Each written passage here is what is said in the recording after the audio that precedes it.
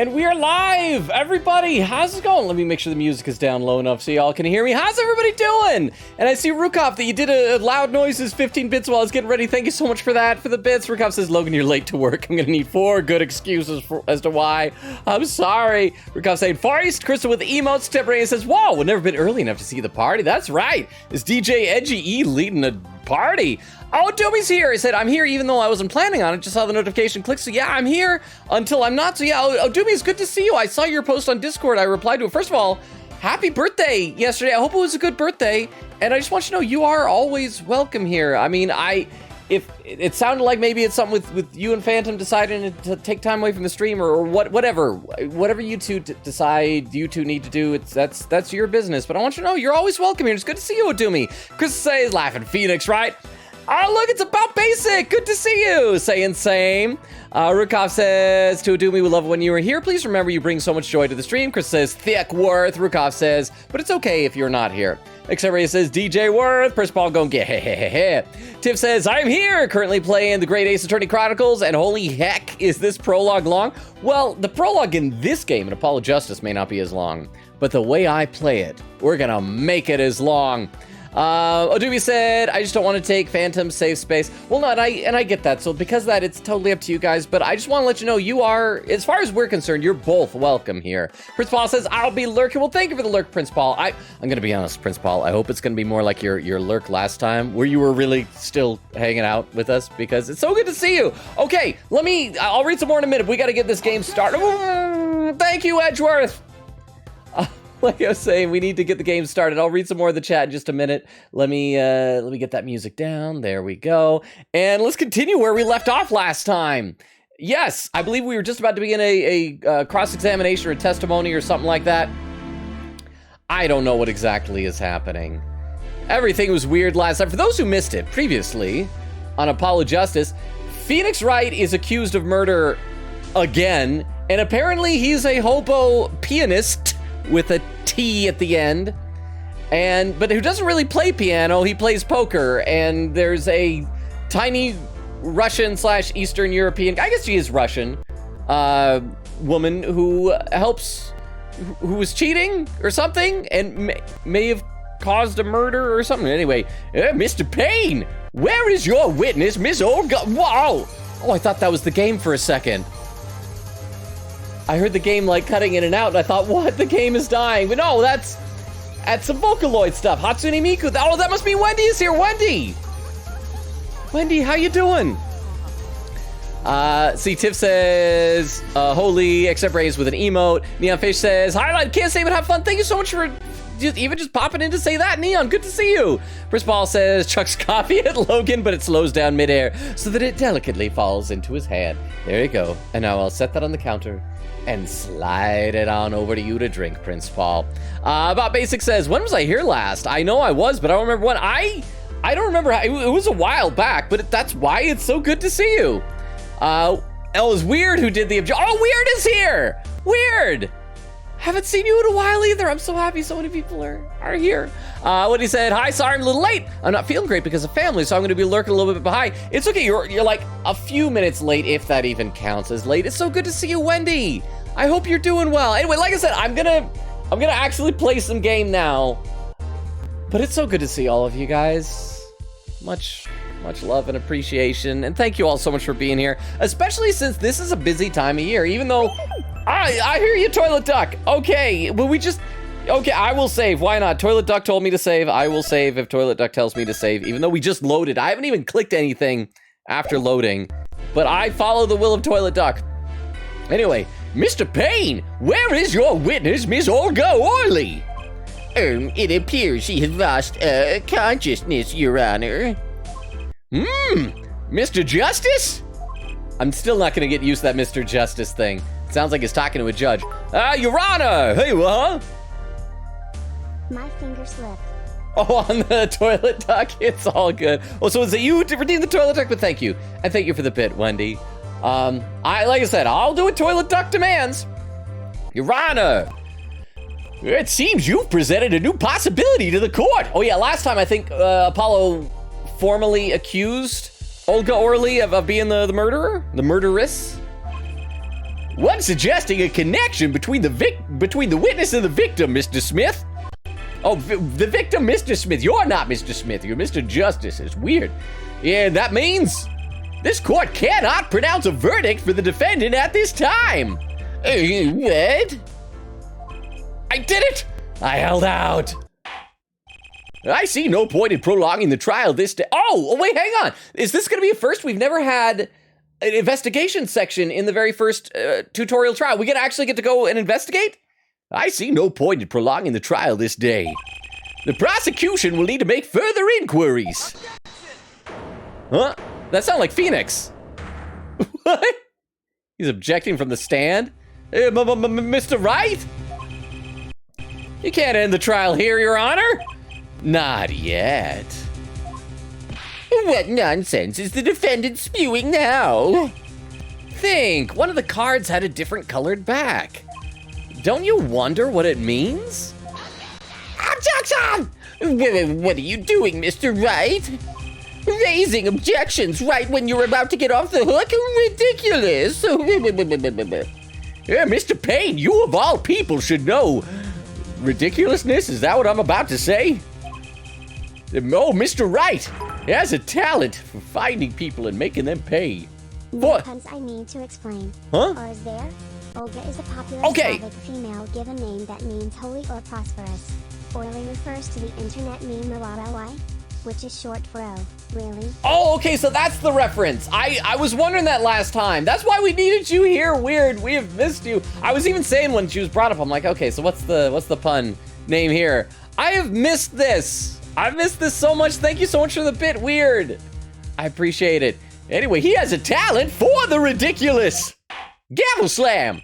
Perhaps we should get to the bottom of things. Let's clear up the facts about the game that fateful night. Well, as was said before, we alternated between 2 decks of cards that night. That was said before.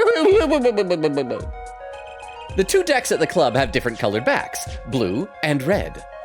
1 color per deck. Why use different colored backs? Well, if we use the same color, the 2 decks might get mixed.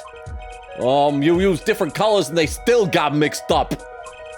We used the red deck for the last game. I see, but that's odd. For some reason, I have this impression you were using the blue cards. That's because Gavin Christoph had talked about the blue cards scattered all over the ground, so that must have been the deck that they were not using. Yeah, me too. I'm sure someone said something about blue cards. Whatever. In the end, one of the wrong color got into the mix, which means there was cheating. Yes, a card slipped into the deck would seem to indicate cheating. Yet, this card raises 2 serious questions. Apollo? Okay, so the questions are, who did it? And it wouldn't have been slipped into the deck because then when you're dealing, you would have seen the blue card on top at some point. Let's think about what the questions might be. Let me catch up in the chat a little bit here because I've got to see everybody saying hi.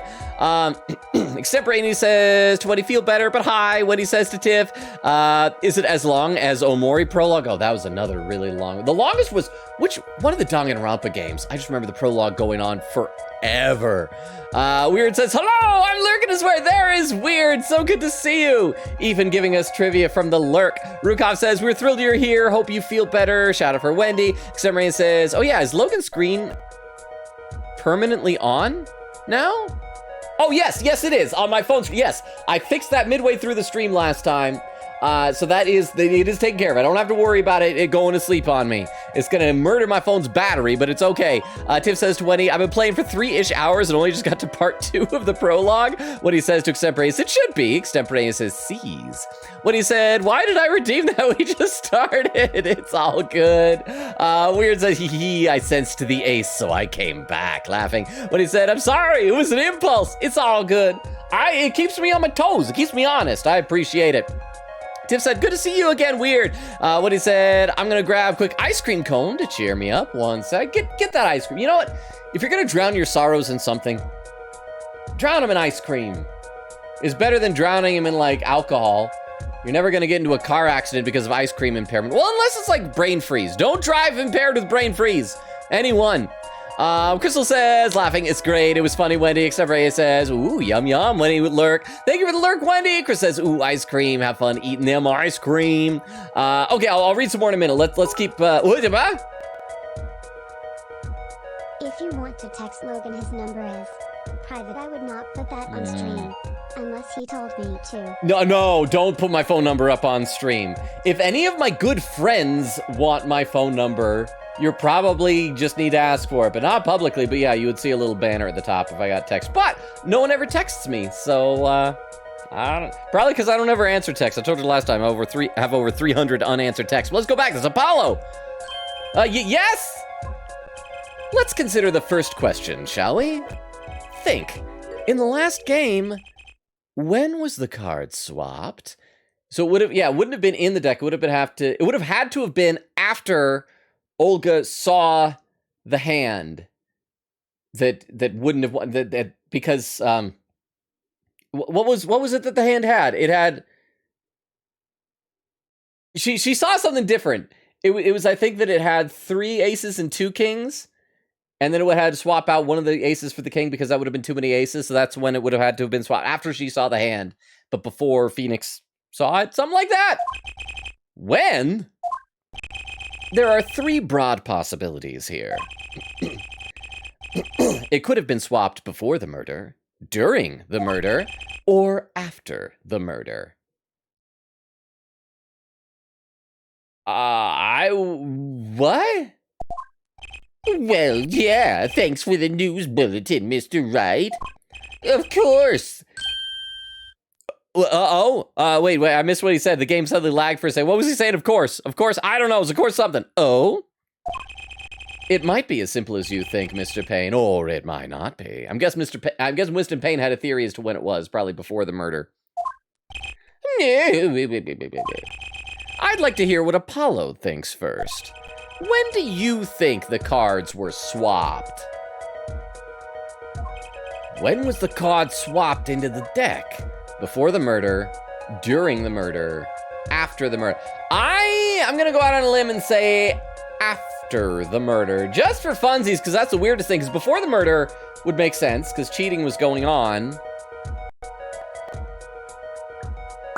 I'm gonna say after the murder. I'm gonna say that Olga why do I want to say Von? Olga Orly did it after, while Phoenix was upstairs making the phone call. Perhaps it happened after the murder? What's that? Ridiculous. What's the point of cheating after the hands have been shown? That's silly. Yeah, but tell me, how do you swap cards during the game? I'll take silly over impossible. Take it from me, son. There's a lot of silly in this world, but very little impossible. Oh? Well, even when the backs of the cards are different color? If you pulled that during the game, you'll be caught in no time. Yeah, oh yeah, because you're holding up the cards as well. Ah! Oh, quite true. That would mean that the blue card in question was swapped after the hands were shown, after the murder. Okay, this is going past silly and straight on to crazy. I'll ask again, what's the point of cheating after the game's over? Who would do that? Olga! Because it wasn't for cheating to win the game, it was for cheating to cover up the murder. Who indeed? That's one of the mysteries before us. There's another? Yes, a simple yet decisive question must be asked. Who swapped the red card for a blue card? Well, it's not Shady Smith, because he dead. Probably not Phoenix. He wouldn't tamper with a crime scene. He would do a lot of stupid stuff, but he wouldn't do that. So it's gonna be Olga. Yeah, ho ho ho! The game and murder is done. The victim is dead. Only 2 remain in the room, alive, that is. And the defendant, Phoenix Wright, and our witness, Olga Orly. Okay, so who was it that swapped the red card for a blue? Crap, someone else is an option. Whenever someone else is up there, that's usually it. I'm gonna say Olga Orly. Why, it must have been Olga Orly who swapped the cards. She would try to cover up evidence of the cheating. That does make some sense. Sorry, crap, it's gonna be someone else. Sorry, womp womp. But there's a problem with that explanation. The swapped card was from the wrong deck. Yes, a blue card was stuck into a red card. A red hand. Mixing a card from the wrong deck when the backs are different colors? Remember that you're talking about Olga Orly. She was the dealer. Do you really think she would make... Okay, there we go. Such a novice mistake. Yes! She was a mess on the witness stand a minute ago. Anyway, let me read a little bit more in the chat here.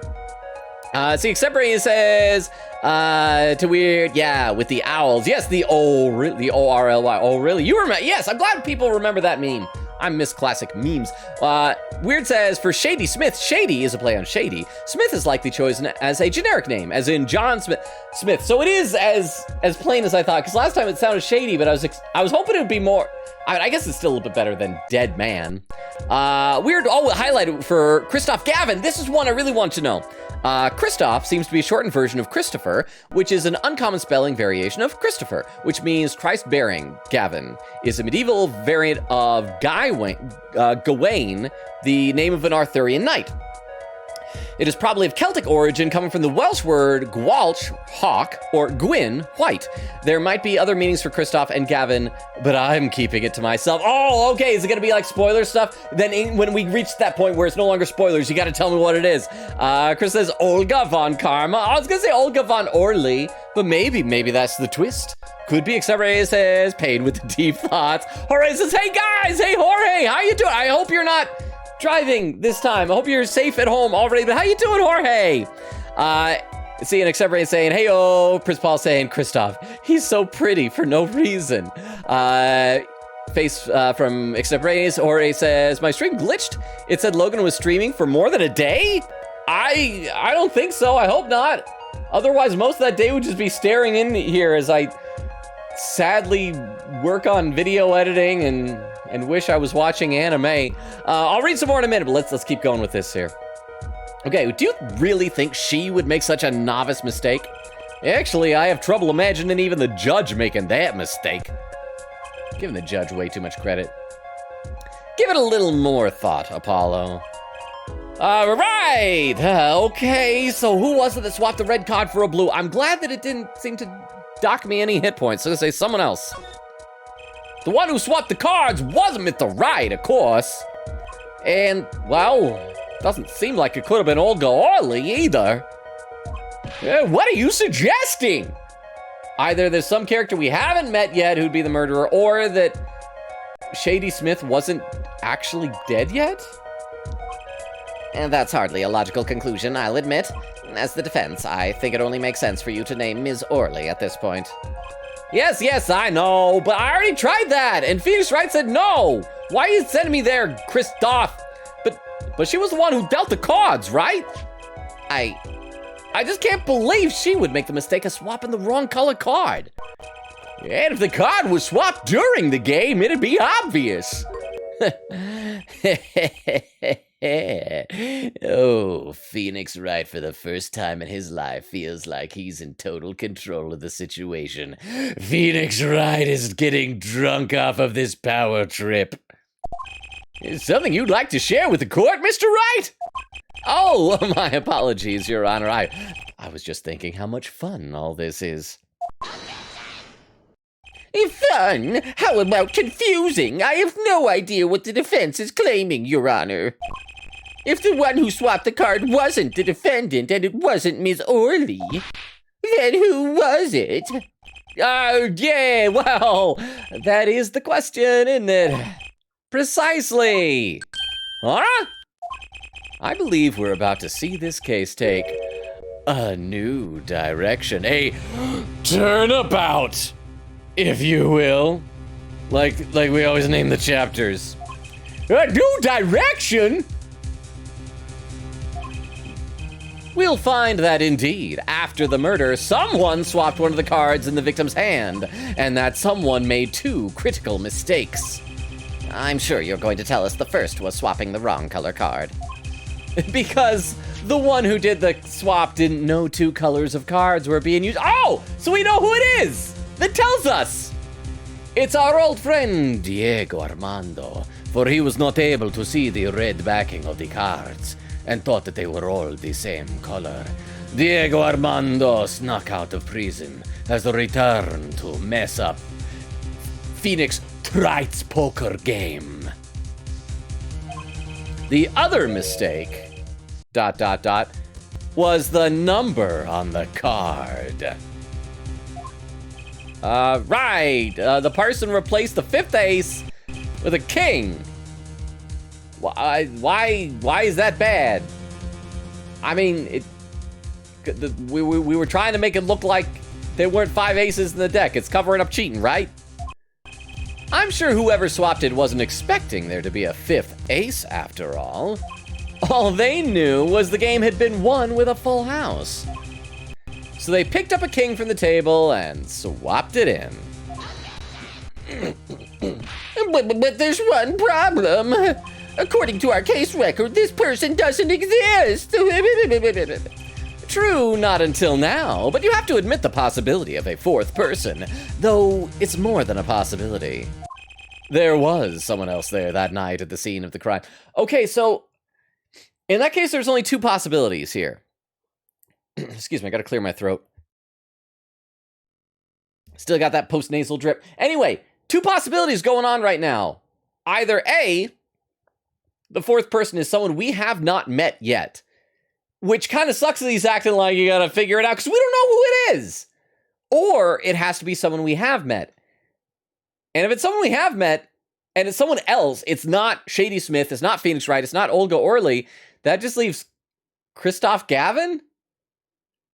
Is that why he decided not to be the defendant? Because he's a murderer, and Phoenix Wright and Christoph are just wink wink. Hey, you murderer, Christoph. To someone else. Oh, it's Vero! Good to see you, Vero! Thank you so much for the bits! For the bit! Yeah, the gang is all here now! Oh, all the old Phoenix Wright peeps are here. So good to see you! Okay, once we get some more background music again, I will catch up some more in the chat, but so good to see you! There was someone else there that night at the scene of the crime. Oh, hubbub. I believe the judge spoke truthfully earlier. You do make trials ridiculous, Mr. Wright. This trial has proceeded on one central assumption. Namely, that at the time of the incident, there were only 3 people in that room. I believe this new evidence, shall we say, overturns that assumption. He's so smug right now. Okay, now let me read a little bit more in the chat. See, Extemporaneous says to Jorge, maybe he secretly has been. If so, I kept it a secret from me, Extemporaneous. Weird says, for Apollo Justice, Apollo comes from Apollo, the god of, amongst other things, light, the sun, and truth in Greek and Roman mythology. Justice has been chosen because he's a lawyer who loves to make puns about his last name. So is he gonna be making puns about his last name this whole game? Is that what you're saying we're in for? Crystal says, is the stream kind of lagging or freezing at random times? Okay, that's actually not the stream. My phone is having that issue. It sometimes does this. It's, the connection is kind of popping a little bit because I'm having a stream from my phone to the computer. Yeah, like right there, it just did it. That wasn't the stream. I heard that too. I can try and plug in my phone from the charger because I think that's part of what's doing it, but I think if I have it unplugged from the charger this early, the battery will not survive the whole thing. So we got to make it a little bit longer before I can do that. I apologize. About Basic says, same for me. I'm sorry, you guys. Jorge says to Extemporaneous, Logan had a secret subathon without us. Should I should probably have a subathon one of these days. I see other people do it, but I don't know how to do that. But not a secret one. Extemporaneous says, I mean, it would be super secret. That's so secret, I did not get any subs. Crystal says, oh, I thought it was just me. Extemporaneous says, not for me. Oh, so it's not happening to you? Maybe it's not.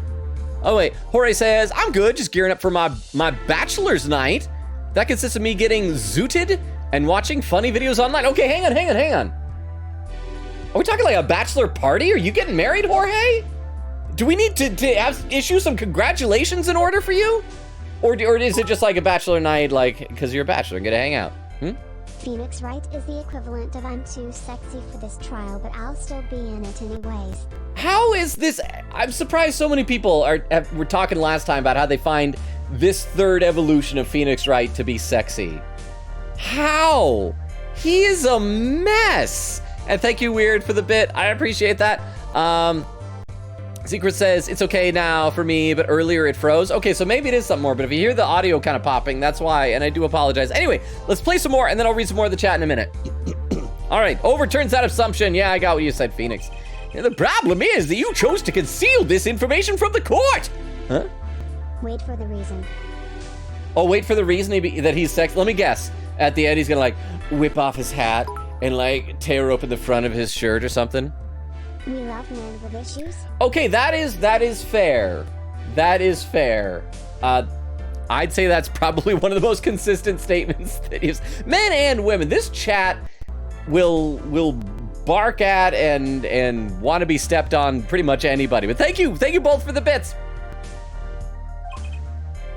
I suppose that is a problem, yes. Oh, I concealed evidence and testimony. Oh, naughty me. I flout your laws and legal system. Yeah, because there's no accountability. How many times have we done one of these cases and somebody has been caught perjuring themselves and like nobody does anything? There's no consequences. Yeah, court is adjourned for a brief recess. Mr. Gavin, I'll see you in my chambers during this recess. This chat has mommy and daddy issues. What did you expect? That But I love y'all though. Huh? Bachelor's night is because I am lonely and without partner. Although if I was engaged, I would bring my partner to the stream to allow you to question him about his intentions, as you mentioned once before. Like I said, we would have to be like the father, you know, having to ask and make sure that your beau is worthy of you, Jorge. And thank you both for the bits. I appreciate it. Maybe I should have a bachelor night. Although I feel like my bachelor night would just be like sitting alone and watching cartoons and feeling sad. I need to meet people, but I don't know how to meet people. Anyway, back to this game. Mr. Gavin, I'll see you in my chambers during this recess. And it has nothing to do with this trial either. Ooh. Certainly, Your Honor. Very well, the trial will resume in 20 minutes.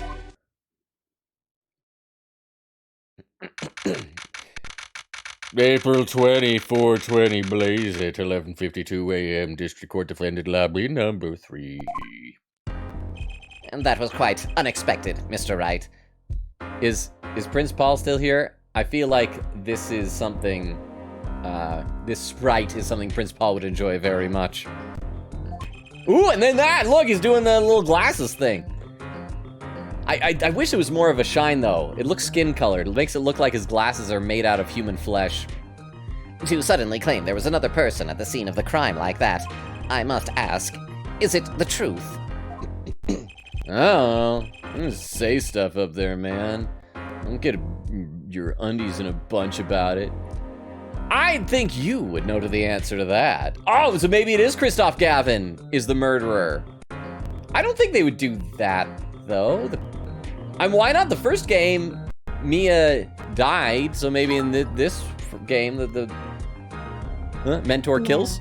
He likes another one, Sprite. I know which Sprite he likes, and I'll expose him later. Okay. Oh, and I gotta ask again, how is the audio? Is the game a little bit too loud? I feel like I didn't turn the game volume down as low last time. Can you guys hear me okay? And thank you. I look forward to finding out which is the Prince Paul approved Sprite of Christoph Gavin. Well, now I think you would know the answer to that. Oh, we're flirting. Being mysterious, are we? Sadly, I've no time for mysteries. I'd only ask that you leave the defending to your defense in the future. Otherwise, I cannot guarantee the outcome. Oh, maybe, or if he is the murderer, maybe that's why he's leaving it to Apollo, because like, yeah, I'm the real murderer here. I gotta leave it to this chump so we can screw up the case and get Phoenix take the fall from me. Although, no, because why would you? If you knew that you were the murderer, you wouldn't want to leave it a chance. You would do it yourself, right? Bye-bye? Christoph Gavin is Drake. A little bit. Well, I mean, I feel like everybody in this universe is a little bit Drake. Phoenix Wright definitely is. But maybe that's why they're such good friends. And thank you for the bit, Wendy! I hope you got some good ice cream and you're enjoying it. I see you haven't mellowed out one bit, Kristoff. Oh, I'm acting as if the audience knows who the heck you are, instead of wondering why I'm not hanging out with Edgeworth instead. Justice. Yes, sir! The judge has summoned me to his chambers, so carry on without me. You did well, Apollo. Can I ask you something? Oh, it's me saying, can I ask you something? Sure. That locket you wear, is that really yours, Mr. Wright? And is the daughter inside of it? Well, the picture of the daughter, I mean, your daughter is not inside the locket, but there's a photo. Is she really your daughter? Phoenix Wright, have you canonically had sex? Ah, you're wondering about the victim's disappearing locket. Here, you can take a look at it. That's a picture of my daughter in there. Oh, please be Pearl. Please tell me he just adopted Pearl and that's it. Open it, please, please, please, please, please. What? That was a small child in a top hat. What the heck? So, you're feeling the divorce but never married energy from Phoenix and Kristoff. Good. What? How? Divorced but never married. That's a good way of putting it, but thank you very much for the bit. Well, hang on, there's a poll up. I just looked over, there's a poll. If Logan was on trial, he'd be guilty of child endangerment. Huh? Pull up. Yes, I see. Thank you for covering the bit. So it's guilty of, and the options are child endangerment, animal cruelty, criminally lonely, or being wholesome, or all of the above. Also, Kristoff did try to take the defense of the case, but Phoenix wanted Apollo to defend him, therefore Kristoff saying he respects his client wishes. That's right, I forgot about that. Thank you so much, Vero. This is what happens when I take too long to do a case. Most people are like half hour and they're done with this, and me, it's spread out over weeks and days, and I forget things that happened moments ago. Let me read a little bit more in the chat. I feel like I've been neglecting y'all, and I don't want to neglect you. Let's see.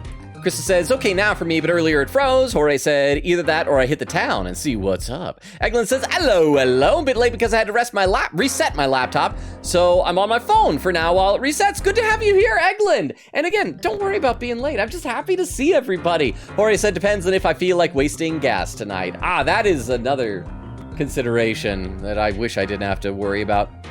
Extemporary says, hello. Vera says, hello, everyone. Good to see you, Vera. Jorge says to Eggland, bello. Vera says, oh my gosh, a turnabout. Crystal says, hello to Vero. Vera said, just like Asa wait. Vera says, hello. Crystal says, laughing for Vero. Chris Paul says, hello. Weird says, hello. Chris Paul says, oh my gosh, the gang's here. Crystal said, the gang is here. Chris Paul says, I'm still lurking. Oh, and the poll is done.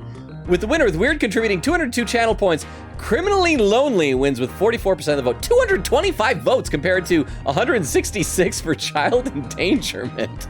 Let's see, Vero says, ah! Weird says, sure, I'm lurking too, just throwing trivia here and there, and I appreciate it. I really appreciate it. Thank you so much. Crystal says, stream froze on me again for a second. I'm sorry. Vera said, Nick too hot, he freezes frames. He's so hot. He cold. Tiff says to Vero, hey, puzzles. And see, Principal says there was a third party. Pretends to be surprised. Jorge said, I've decided I'm gonna go out tonight since I don't have anything to do tomorrow. Well, congratulations. I'm guessing that means you'll probably have to leave the stream. And so I'll be sad that you're not here, but good on you. And I hope you have an awesome time doing whatever. Like, I can't fault people for doing fun stuff to miss the stream. So I hope you have a blast, and if you're able to stay for a little bit longer, I hope you can, because I like having you here. Anyway, I'll read some more of the chat in a minute. Let's keep going with this. Yeah, I'm just surprised to hear you had a daughter. Please tell me she's adopted, please. Yeah, most people are. Perhaps you'll meet her one of these days. So is he a single dad? Did he settle down and get married? And one more question. The one who cheated that night, was it you? Oh, yeah? What do you think? Huh? You know what happened 7 years ago. What I did. No, I don't. Okay, quick side note. This is actually one of my really big pet peeves that I have with any type of serialized fiction, whether it's video games, movies, TV shows. Whenever there's a break between seasons, between movies, between books, whatever, and the last one ended with like, yay, happy ending, and the next one starts saying, hey, you know that happy ending? Nope, it wasn't happy. Everything was miserable for years after that. I want to think that after Ace Attorney 3, that Phoenix Wright just had years of wonderful adventuring as a lawyer, but no, it's like, that happy ending, no, it sucked. Something horrible happened and he quit his job. He says, what I did, so he cheated at something, I guess? Or is it going to be, was there something that happened in that final trial in Ace Attorney 3 that, like, the devs realized that, oh, this was, like, incredibly illegal and against ethical guidelines that Phoenix Wright did, and we must disbar? It bugs me. It's not unreasonable for you to think I might cheat. I never, honest, but, it is odd that he managed to go undefeated for 7 whole years. Want to know something? There's only one game where you can be dealt bad cards all night and still win. Old maid? Go fish? Worst hand wins game? Poker. Yeah. You see, poker is all about reading your opponent. In that way, it's a lot like a court case. Poker is like trial law? Uno games. I always have bad cards and win. Nice. I feel like I'm decent at Uno. Not enough that I can say I always win, but I feel like I'm okay. I'm perfectly middle of the road at Uno. And thank you for the bit weird. Well, yeah, but that's hotter than it sounds. I think not. Have you seen how people behave in this universe? People break down on the stand like crazy. Nobody in this universe has a poker face. One of my clients once pulled his hair out of his eye to reveal evil scarring scratch marks, and then had one of those little what do you call it, the liquor things that you just roll around the liquor in on the stand. He turned into a freaking supervillain. Nobody in this universe has any chill. Try as they might to conceal it, everyone reveals their true thoughts in the end. Their body language can become a valuable source of information. You're kidding! That witness, for instance, Ms. Orley, huh? Also, giving you some put of my insight, Phoenix being a poker player is amazingly fitting, because he needs to bluff. And that's what he does. Okay, that is a good point. He bluffed all the freaking time in the other games. That is a very, very good point. Excuse me. Again, that post-nasal drip. I apologize. Clearing my throat sounds gross. So that's a good point. Thank you for the bit. No, for real. They're the least slick criminals ever, and somehow the judge is just like him. I wonder who it could be like, so this dude is sweating bullets. And that's the thing. It's the worst combination of criminals who cannot conceal anything, and a judge who is the most oblivious, senile. I mean, that judge is the poster child, quite literally, because he has a poster on the wall back there, or a picture. It's probably a poster that's framed for term limits for judges that you've ever seen. But yes, thank you very much, Wendy, and I agree with that. I'll go a little more. I'll catch up in the chat in a minute once we get some more music in the background. For instance, that witness, for instance, Ms. Orley. Yeah, the thing. She's adorable. She would touch the back of her neck during certain parts of her testimony. Is this going to be a new game mechanic that we have to look for people's, like, poker game tell? The scratch on the back of the neck, we go, that means it's a lie, or something like that. Let me read just a little more in the chat. See, Vera says, hey! Jorge says, after stream, of course. Oh, so you'll be able to stick around for the stream then. Okay, cool. That makes me happy, but I hope that you have fun with whatever you end up going to do, Jorge. Vera said, just like Asa Tur. Vera says, he's so smug. Let make kiss him. Oh, me is what you said. You want to kiss him. I see. Except Ray says, Phoenix is just like, on the stand, so calm. Crystal says, oh, right, I forgot we're playing on his phone. Except Ray says, we're in the Matrix. Crystal says, I can finally watch Logan early. You just finished finals and the first semester yesterday. Congratulations on finals. I hope they went well. Crystal, so you on, like, Christmas break now? Congratulations! Crystal saying laughing. Extemporaneous says congrats. Chris says yes, issues, men is sexy. Weird says ha ha ha, so true. Crystal says thanks, Extemporaneous. And Steve Rukov says, question 1, what are your feelings about video games? Extemporaneous says, that is a tough poll. Vera says, bachelor's night for Logan, but we watch a movie together. I would love to have like together bachelor nights. Prince Paul says, hi, Christoph. Prince Paul just emerges when Christoph is on screen. And Winnie's saying, lurk! Welcome back from the lurk, Wendy. Hope you got some good ice cream. Winnie's saying, Phoenix. Okay, I'll read some more in a minute. Now we do have to keep going. She would touch the back of her neck during certain parts of her testimony. Did you notice? No. Come on, who noticed that? Words, habits, twitches. It's all information for the reading. Oh wow, it really froze for a second there. That's the secret to winning, Apollo. I'm gonna see if there's anything I can close in the background on my computer. Maybe make the streaming a bit better. Yeah, it looks like I still have Discord open, minimized, so close that. That's the secret to winning, Apollo. Come on, stop lagging so much, game. I'm on a completely different screen on my phone and I can't even, oh crap. Everything froze for a second there. Are we back? I think we're back. Okay, I don't know, everything froze. Hey, Logan, quick question. You cold? Oh crap. Greater than. Oh crap, somebody got the Kigurumi point value. I will not say that I'm cold. Luckily, I'm not as hot as it has been in this room some days recently. Like, my furnace is awful. Either it's on way too much or way too little. I think I told you, I have a chapstick that I keep in here because my lips get chapped. And a couple of streams ago, it got so hot in here, the freaking chapstick melted. I went to open it up afterward, and it was just like, bleh, just everywhere. So crap, I don't know if I want to catch up in chat, because I'm going to see somebody redeem the Kigurumi, aren't I? Let's just play a little bit more, then I will catch up in the chat, though. But thank you for the bit, Tiff. Someone taught me, and now I pass the secret on to you. Was it a ghost? Was it a big booba ghost who taught that to you, Phoenix? But I'm not worthy! I mean, there's no way I'll pick up on these signals.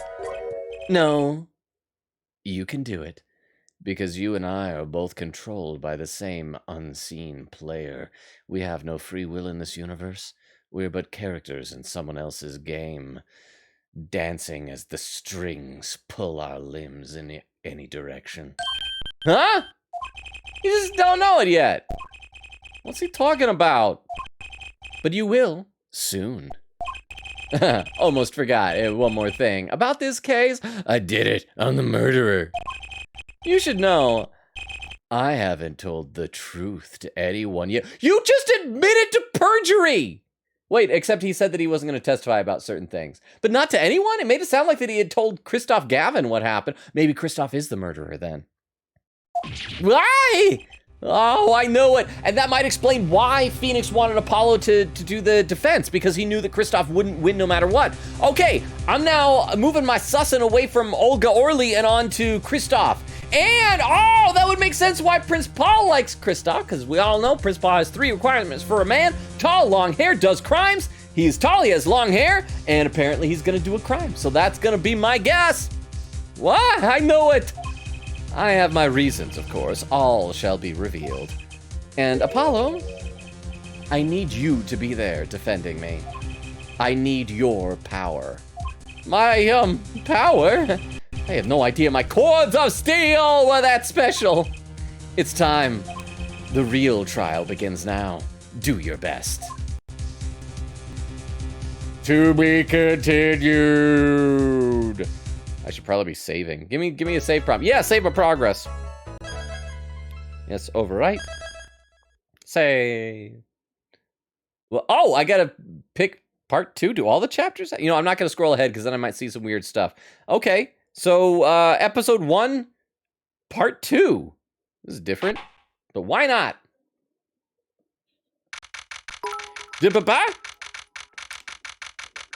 Phoenix is quite literally in his Joker arc right now. Phoenix is in his poker arc. Thank you very much for the bit, Wendy. April 20th, 12:14 p.m. District Court courtroom number 2. But yeah, I'm sussing Christoph Gavin. Let me read a little bit more in the chat now, though. Extembrae says, "Oh snap! Simply Oreo. Hey Oreo, how you doing?" Said, "Hey, what's going on? We're back in the trial scene." Huh? What do you mean Mr. Eat a glass necklace for his murderous GF committed perjury? It's one thing to not only swallow, but to chew and swallow a glass necklace containing poison for your murder girlfriend. It's another thing to lie. My gosh. You think you know a guy, and then Phoenix pulls this kind of crap. But thank you, Vero, for the bit. But yeah, Oreo, we're just continuing the trial. Phoenix Wright is still accused of murder, and we still don't know what's going on here. And because it's basically the tutorial trial, but we're gonna get there. Extembrae says, "You'll expose him later." Crystal says, "What if Phoenix Wright dies in this game?" Oh, that'd be a crazy twist. IT says, "See, I'll tell him woo." Wait. It says... Oh, it does! Coat will now reconvene! Coat! Not coat! C-O-A-T! For the... Coat!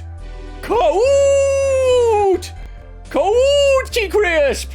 It's my favorite cereal. Holy cow, how did I not see that? Wendy, good eye. Thank you for the bit. Let's see, Vero said, I would revive him. No, because then he could be a ghost and just possess Maya and stuff. When he said, "I love that head shake sprite, it's all goofy." Crystal says, "How, Vero?" You know, he'd use mouth to mouth. Even if it was a stab wound, even if it was a decapitation, Vero would just use mouth to mouth. Vero said, "Look!" Weird says, "The daughter!" But it wasn't Pearl. It was, so I guess there's gotta be something else. It must be just that he's legally her guardian or something. I refuse to believe that Phoenix Wright has done it with a lady. Just saying. Jorge said, "Christoph looks like he pulls his collar and looks to the side while sweating when he's caught doing something bad." He looks like the type of person who runs a white-fingered glove along the top of the molding of your door frame to check for dust and then looks at it like that and looks at you with disdain. What he said, "Also, Vera, happy birthday." Oh, that's right. I didn't have time to respond, but I saw on the birthday channel. But I think it's tomorrow, right? It's the 17th. So the bot will probably wish it to you. It's probably different than the time zone. You're probably already having your birthday wherever you're at. But the bot will hopefully wish you happy birthday at like 12, 13, 14 something hours from now. Let's see. Vera says, thank you, Apollo Justice stream, my birthday gift. Oh, thank goodness, now I don't have to buy anything. I am so strapped for cash right now. Rukov says, wow, the poll's a real battle. Except Ryan says, yeah, have a good birthday. Jorge said, he doesn't know, I'm still here, y'all. I'm glad you're still here, Jorge. I thought you were saying that you were having to leave, so I'm so happy you are. Except Ryan says, we do. Vera says, Streamlabs got you, Jorge. Jorge says, except Ray is, keep it on the down low. I'm staying for the entire stream. Jorge is just lurking in the shadows. Except Ray says, crystal clear. Jorge says to Vera, Streamlabs clocked me in here. Wait, what? It clocked you in? Okay, I'll read some more in a minute, but let's keep going with this. Okay. Coot will now reconvene. As I witnessed Miss Olga Orley recovered. Yes, Your Honor. Well, she's regained consciousness, but she is not yet recovered from being Russian. Perhaps we can hear her version of the events again. Yes, that's the thing. You see, she's quite fatigued. You're looking a bit fatigued yourself, Mr. Payne. He just looks like he always looks. He looks like Winston Payne. Sadly, fatigue is insufficient grounds for refusing to testify or prosecute. The defense would like to request that Ms. Orley take the stand. Very well.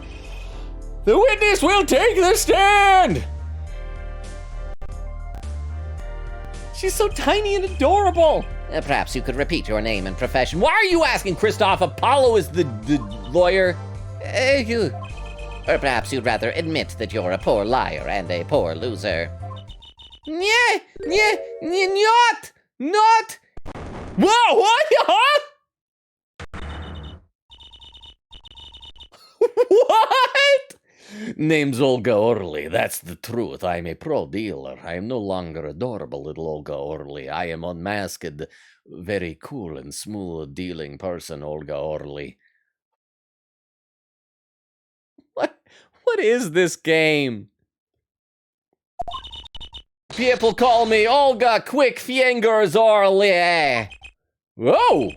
Oh, really? What are those fingers quick at doing, if you don't mind me asking inappropriate questions? Ooh. You want to know something else? I'm not really Russian. And my last name sounds like oh really.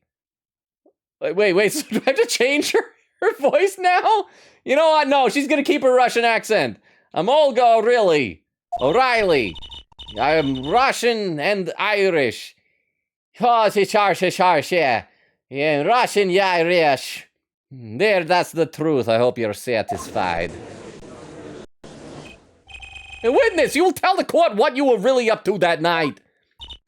Fine, I'll talk. We had a plan, see? The way she was saying that, I'm just thinking like Gumshoe. We had a plan, see? Is Gumshoe gonna be in this game? I hope Gumshoe will be in this game. Let me remind you that you are currently under oath. And you also admitted that you lied to...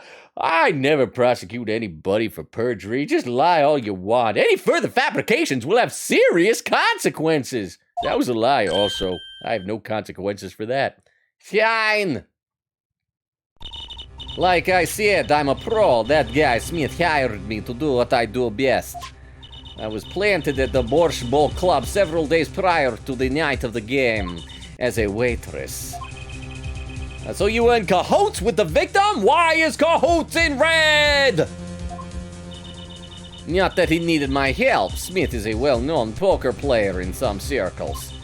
But winning wasn't the main purpose of this game. It was about destroying a legend, the unbeatable Phoenix Wright. The plan was simple, elegant really. You see, we set up a trap of sorts. I was to plant a card in Wright's pocket beforehand, and then deal 5 aces during one of their games. When their hands were revealed, old Shady Smith was going to give Phoenix Wright the old reach around the rosies. Oh, why are we seeing such a gruesome sexual act? I can't prosecute her people because I'm a judge. D the judge. Okay, yes, not prosecute, but you know what I mean.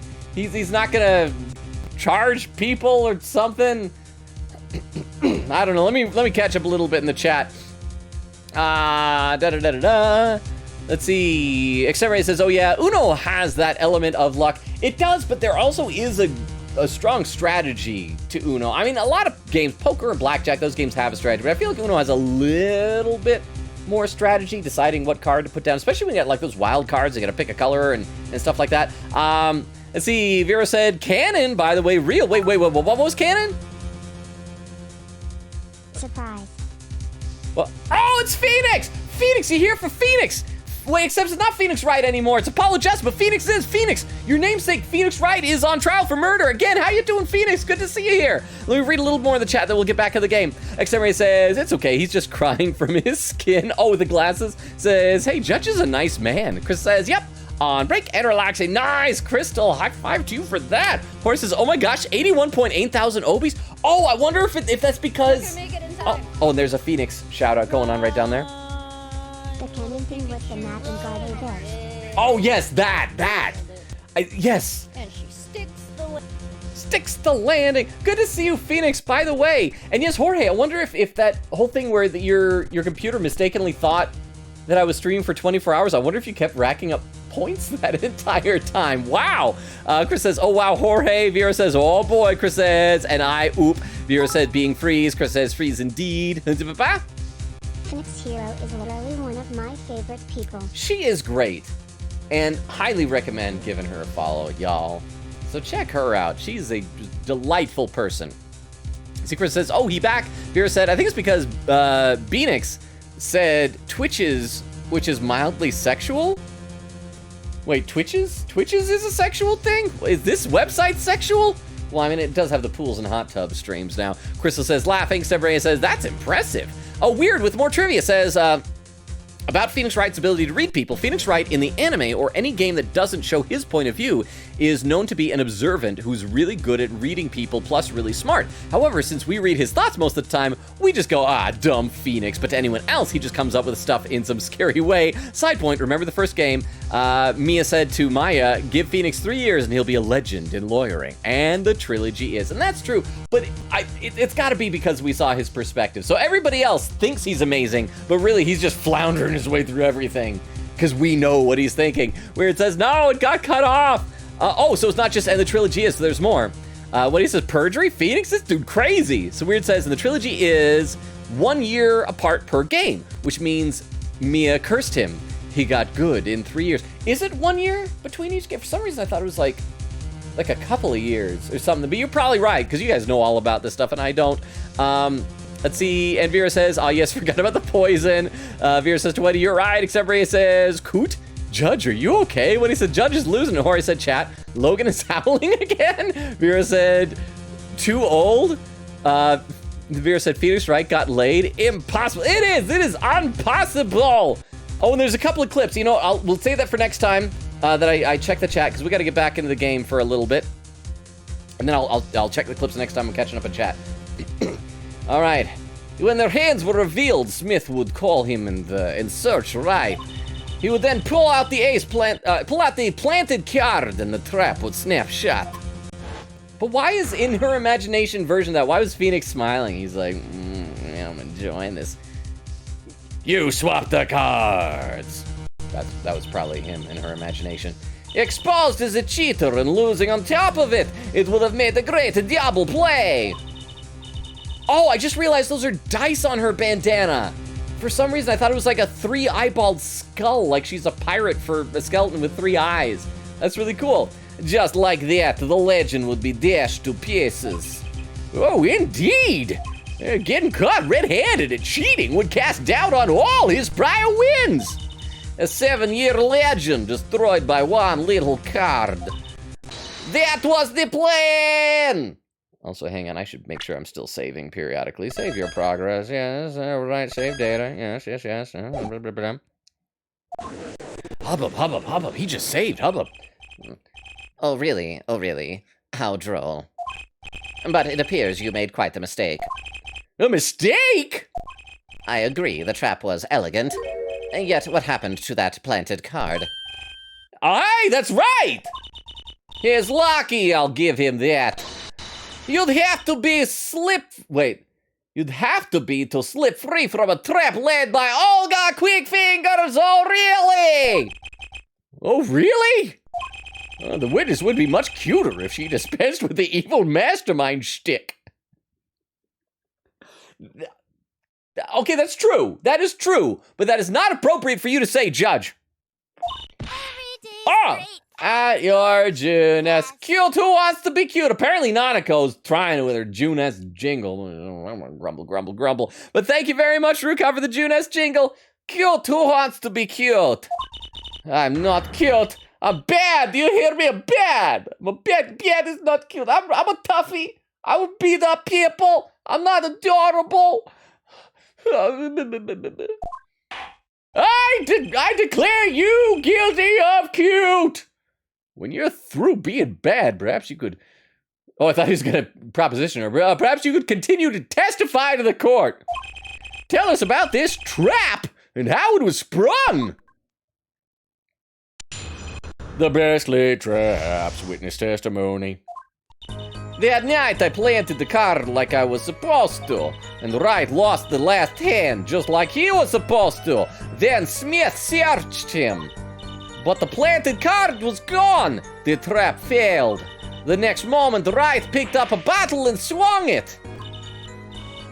It wasn't me who hit Smith. It was that no-good cheating defendant. A surprisingly frank testimony that still leaves us mostly in the dark. Also, it's a bit odd that she would go, it wasn't me who did it. I did not do the murder. Like, if you were testifying and someone doesn't ask you, did you do it? Don't say, I did not the murder. The trap was perfect, I tell you. Perfect if that rotten cheater hadn't messed it up. Hey, look who's talking. Well, the testimony, for what it's worth, is all yours, Mr. Justice. Oh, with witnesses like our, who needs criminals? And with defendants like Mr. Wright, who needs prosecutors? The bears lay traps. Okay, let's save, because we should get back in the habit of always saving right before any cross-examination. Save. And save. And then let me catch up in the chat a little. We got a couple of clips, so we're gonna just kind of pause for a moment and check out these clips in the clip viewer. First one is from Wendy. As always, the first clip of the night takes just a little bit longer to load up in the clip viewer than subsequent clips will. And so let me load this up so we can all watch and we can all watch and enjoy this clip together. This clip is titled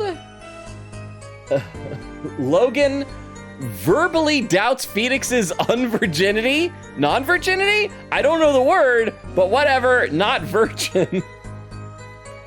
All right, let's see this. I refuse to believe that Phoenix Wright has done it with a lady. I refuse to believe that. I feel like my doubts are justified. I'm gonna leave this up for a second because we do another clip coming up. Weird with a highlighted message saying, random trivia. One frame of Olga's camera flash bears a striking resemblance to the shine-like symbol seen beside the table for each Ace Attorney game to date. Wait, shine-like symbol seen beside the title. I misread that, beside the title. That's interesting. I'm gonna have to see if I can find someone posting that frame online or something like that. Thank you very much for the trivia, Weird. And here's a clip from Vero. This clip is titled, The Average Logan Robo Experience. Coot will now reconvene. As I witnessed Miss Olga Orley recovered. Yes, Your Honor. Well, she's regained consciousness, but she is not yet recovered from being Russian. Coot. I don't even know what I'm doing here with half the crap I'm saying. Thank you very much for the clip. And again, is the music too loud for you guys? Let me know if I need to turn it down or something. In fact, I will turn it down one notch, because that just seems very, very loud to me. Let's see what he said. What is this game? We haven't even gotten into this yet. The iceberg goes so deep. Except Rain says, Logan likes new Olga, I presume? She's cool. I mean, she's not as cute. Old Olga had, rosy little cheeks. This is a cool design, though. I do like her. But I don't like Penny Nichols like her. But I do like her. See, Prince Paul saying, Olga! Vera said also, and massive keyboard slam, and then bark, bark, bark, bark, bark. Where it says, random trivia, character designer Kazuya Nuri particularly enjoyed creating the parts where Kristoff redacted. I'm gonna assume it's the parts where Kristoff it's gonna be doing sex stuff. That's what it is. Vera said, oh, to be Smith. And then there's where Phoenix shows up. Weird says, oh, to be Shady. Jorge says, chat, I think we both know where this is going, so I'll skip to the good part. A weird name of the laughing puzzles. Jorge doing the daddy command. Vera saying, Phoenix! Phoenix saying, I'm here! Phoenix saying to Vera, hey! Let's see, and Phoenix doing Rukov a heart. And then Jorge with the hydrate command. Thank you so much for the hydrate command, Jorge.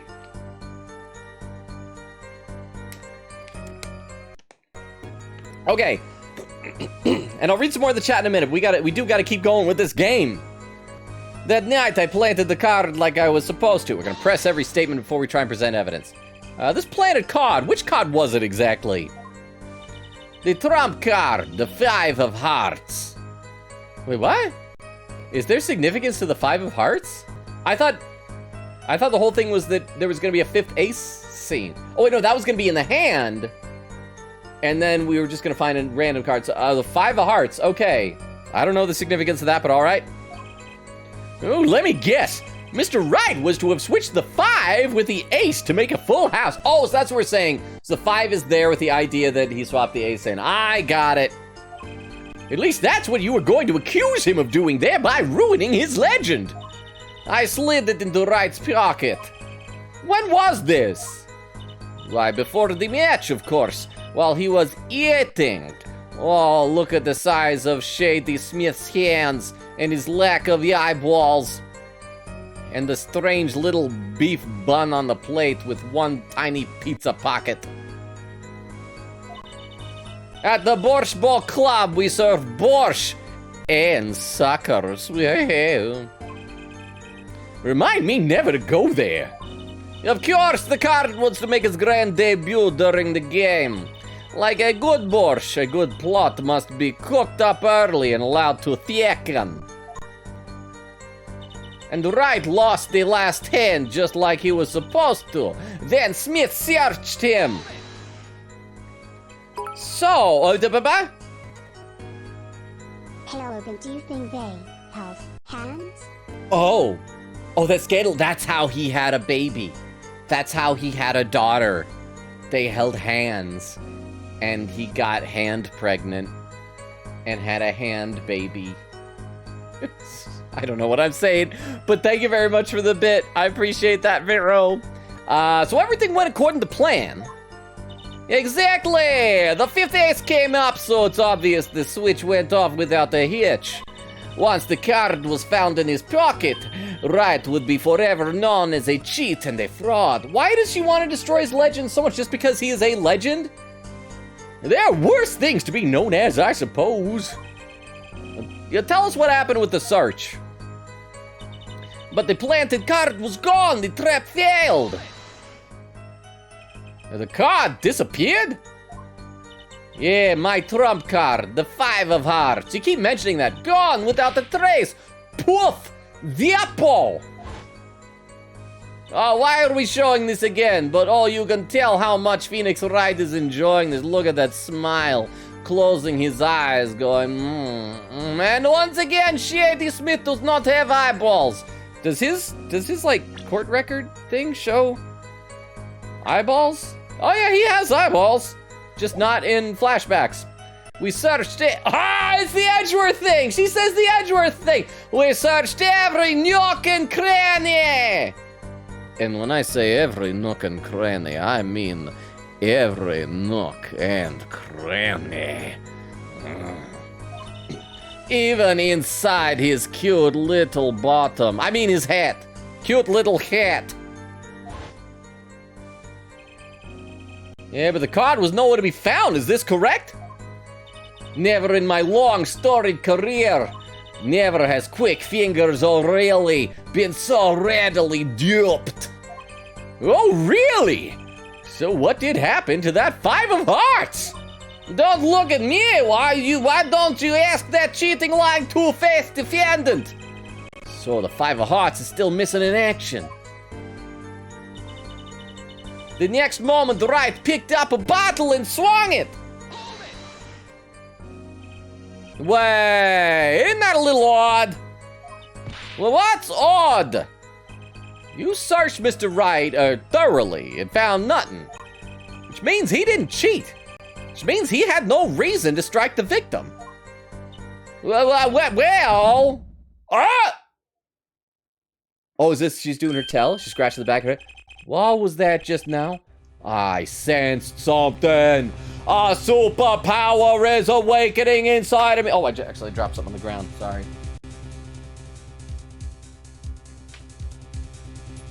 Either a superpower or like my own hormones. I'm a late bloomer. Puberty just struck me. I just realized she's a hot lady. That was my own heart beating there. Okay, I wonder, maybe Phoenix like slipped the Magatama into his pocket when he wasn't looking. I sense something. Something wrong, Mr. Justice? No, nothing, Your Honor. Yeah. Oh, what to do? Should I press her a little harder? Yeah, press harder. Ms. O'Reilly, you're hiding something! What are you talking about? You. Me. Quick Fingers O'Reilly. Objection! The defense will refrain from baseless accusations. I have one question for the witness then. You say you saw the moment the defendant hit the victim. Is this true? Of course it's true. I'm scratching the back of my head again like I do when Phoenix Wright says I'm lying. I did see it, honest. I saw it when Wright hit him. With my own eyes, I saw it. What's this weird vibe I'm getting? That witness, for instance, Miss Orley, she would touch the back of her neck during certain parts of her testimony. Did you notice? Touching her neck, was it? That's an erogenous zone! What is this? Is that supposed to be like Apollo's eyeball? Is that like his iris and people? Whoa, what's going on? The sensation! It's coming into focus! There, that twitch! It's so clear! Oh, it's a tiny twitch of the hand. Scratching behind her ear. It's like I could perceive her habit like I couldn't before. Oh, and there's a perceive button now. Am I supposed to hit the perceive button? Gotcha! Yeah! Oh, hey. Okay, so that's our new game mechanic for this one, I guess. Ms. Oil. Oh, really? I keep wanting to say the wrong word. Perhaps you are unaware of this yourself. Unaware of what? Whenever you get to a certain part of your testimony, you touch the back of your neck with your left hand. My neck? So what? What indeed, Justice? I hadn't noticed anything of the sort. When she says that part of the testimony, she's subconsciously recalling something. Her body reacts to the memory and she touches her neck. I'm sure of it. Memory? Would someone care to explain what he's babbling about? So basically in this one, we've traded in ghosts for superpowers, it seems. This is highly unusual, but let's ask the defense. You claim the witness is remembering something. Maybe you have evidence of this memory to show us. Oh, crap. I don't know. Save. I don't think I have evidence for anything.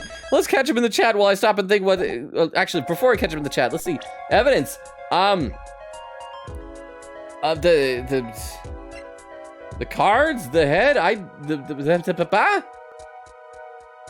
don't know what we got evidence of. I'm sorry, Judge. Let me read a little bit more in the chat. Phoenix says, aw, shucks. Jorge says, OMG, maybe. Hacked Obies. Phoenix said, this seemed like sexual scene. It does. It looks sexual. Well, okay, here's the thing. You got to understand, Phoenix. I don't know if you were here when we found this out, but apparently the character designer of this worked on a lot of, correct me if I'm wrong, chat. He was a yaoi artist doing a lot of male-on-male, adult comics type of stuff. So that probably is shining through. Phoenix says, this scene looked sexual, freaking autocorrect. Except Ray says, okay, maybe out of context, sus, but it's meant to be scary. Phoenix says to Extemporaneous, your username is awesome. Extemporaneous, this one does have an awesome username. We do the highlighted message. A bug running from the police for robbing a cafe for $2. Hey, it was $3 you robbed that cafe for, and you know it. You had to go from 5 up to 8.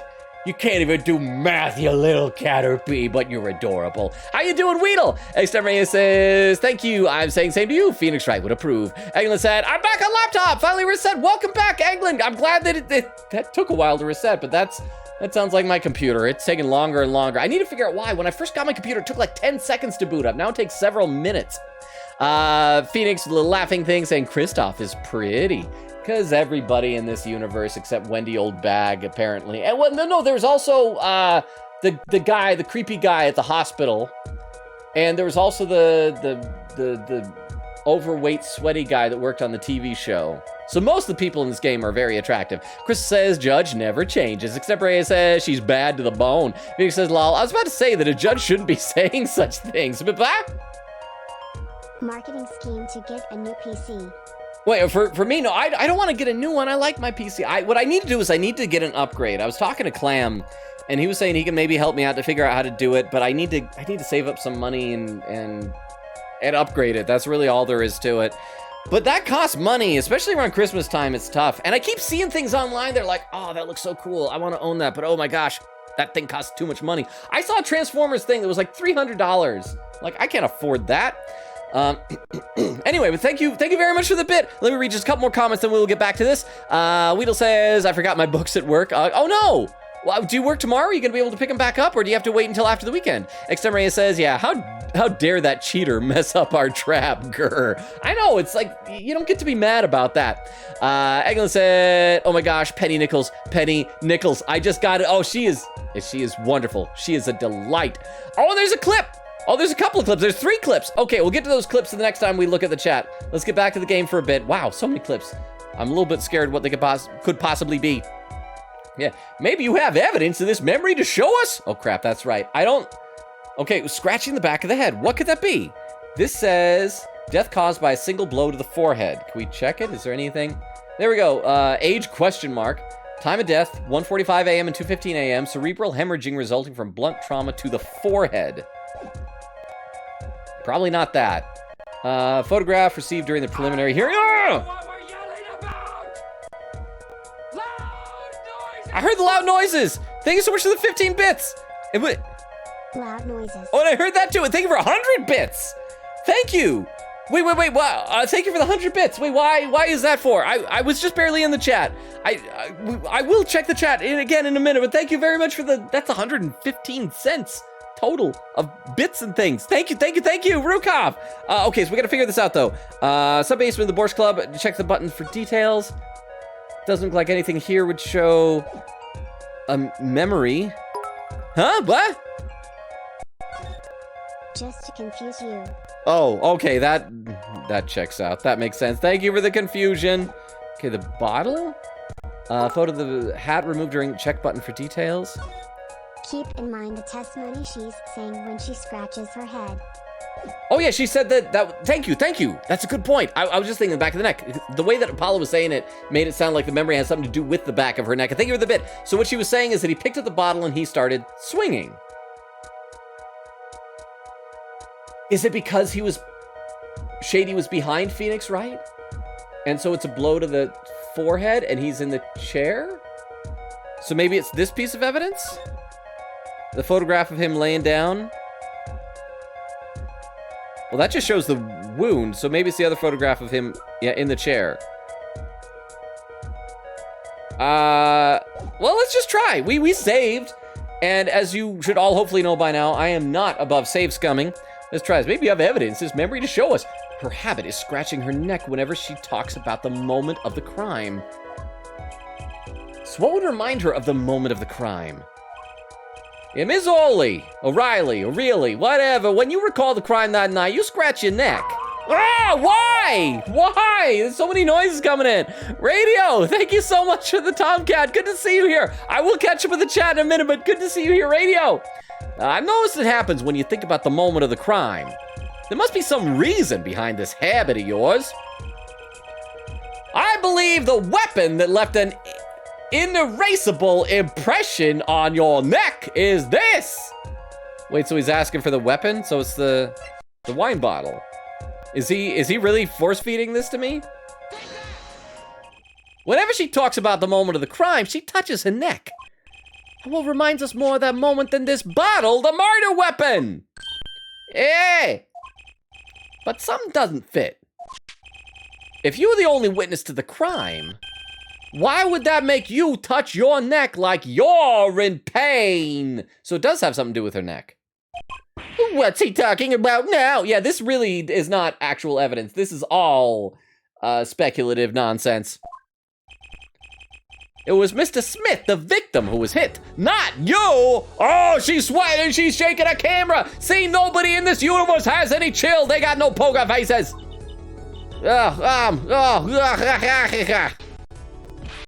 This is a cross-examination, not a cross-wide conjecture. The witnesses' habits? Oh, they're completely irrelevant. Justice, I'll admit I'm a bit confused myself. This is certainly a unique cross-examination. I'll explain later, just trust me, now's our only chance to break her. Huh? Ms. O'Reilly, please testify in detail about the moment of the crime, the very moment! Oh, she's got her stuff back on! Yet I am knowing nothing. I am small and adorable again. Oh, please do not be mad at me. Hey! We know you're not Russian. I guess it doesn't make sense if I keep giving her the Russian accent, but I want to! You just gotta deal with it. The witness will testify, please, now! Bah, fine. He's the one who did it. I didn't let him out of my sight until the cops got there. Okay, so that's the new statement that's been added. Let's go ahead and save before anything else happens. And what's the statement after this one? Different personality, but the same testimony. I believe you have her where you want her, Justice. The circumstances have changed, yet her testimony has not. That means there's got to be a contradiction in there. Quite. Okay, so let's press on that last statement, and then we'll see if we have any evidence that'll that we can present. Okay. Smith searched him. Planted card was gone. Next moment, picked the bottle, swung it. Here's the one who did it. I didn't let him out of my sight until the cops. Oh no, but he went upstairs to call on the phone. So that's the lie. Huh? Winston gonna lose more hair. Logan is single-handedly responsible for that man's misery. But here's the question. Doesn't he deserve it? A little bit. Just a little bit. All right, press on this, and then after we're getting ready to, right before we present the evidence, I will check the chat some more. You seem uneasy. You try sitting up here. Her eyes are darting all over the place. I must be getting warm. Tell me, after the crime, what was the defendant like? Yeah, well, he must have been stunned by the weight of his crime. He sat in a daze at the table until the cops came. No, he went in. Okay, so we're gonna present the phone that the call was made on. Intriguing. I believe you've gotten all the testimony you're going to get out of this witness. So, what do you think about her testimony? I'll tell you what I think her testimony is flawed. It's fine. Oh yeah, it's basically bogus. It contradicts the evidence.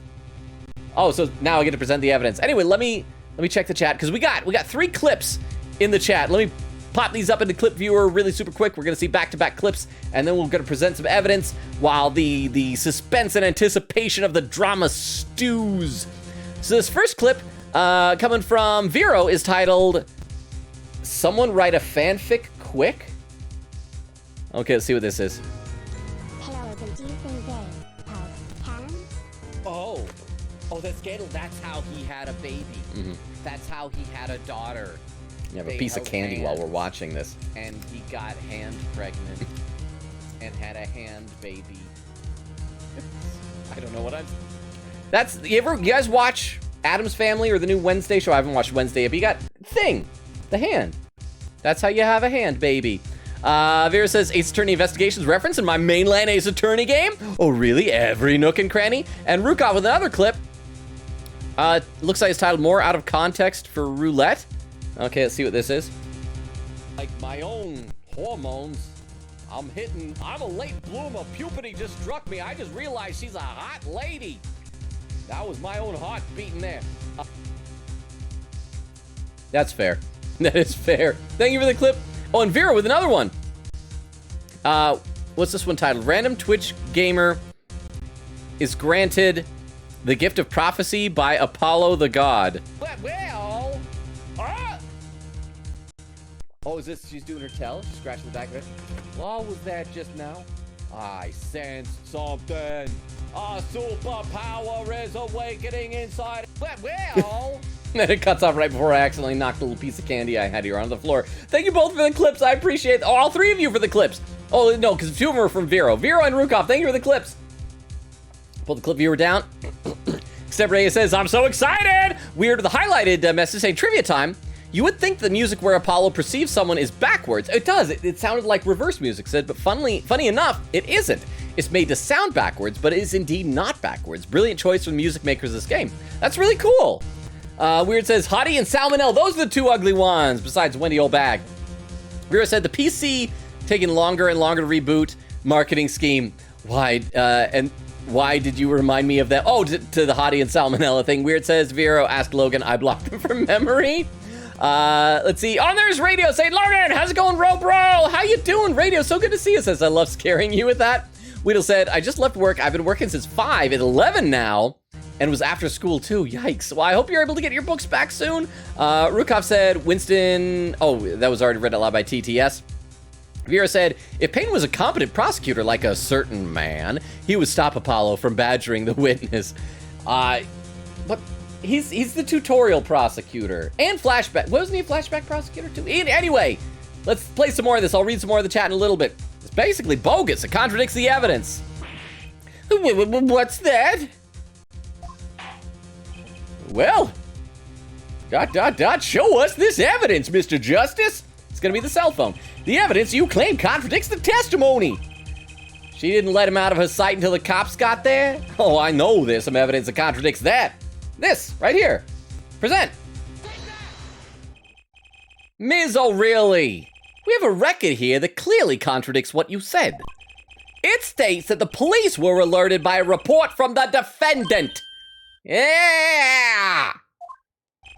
And we know that the defendant left the room, climbed the stairs, and made that phone call from the first floor of the Borscht Bowl Club. Ah! Huh.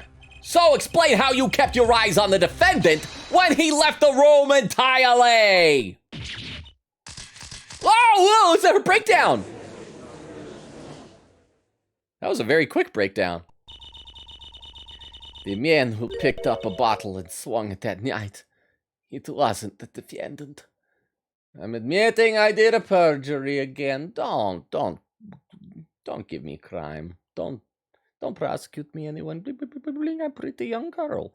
It's gonna be Christoph Gavin is the only other option, right? Or it'd be Shady Smith who swung it. Did he smash it over his own head?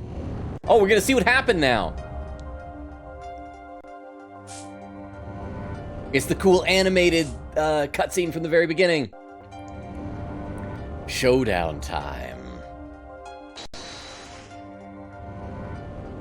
Check his pockets now. It's gone. The card's gone. You lose. Just then, Smith grabbed the bottle from next to right. And he hit me. If he betrayed you, then why are you trying to pin all this on Phoenix Wright?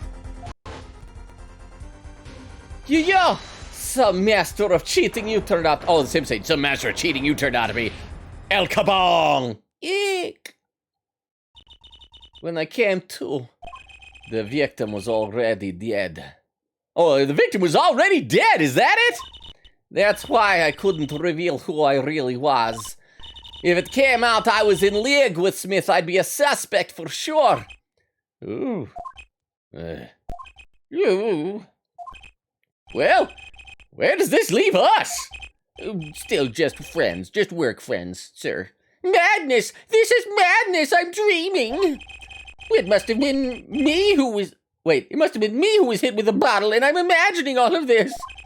It appears our prosecution is at his wit's end, and frankly, I can't blame him. Mr. Gavin, what do you think about this turn of events? Why are you asking him? He's not the defense attorney in this. Mr. Gavin, sir, you gonna reveal that you're a bad guy, maybe? I believe that as the defense in this case, we are compelled to call Ms. O'Reilly a, quote, a big, fat, a liar. He's gonna accuse her of being the murderer to cover up that he's the murderer. You that? They were in that room at the night of the murder, the defendant, victim, and her, and she has a motive. A motive? Her plot foiled, the witness got into an argument with her client, Mr. Smith. And the denouement of the argument was murder. What? I didn't! I'm no killer! It's a trap! Someone's trying to frame me! Yes, okay, it's gotta be Christoph Gavin.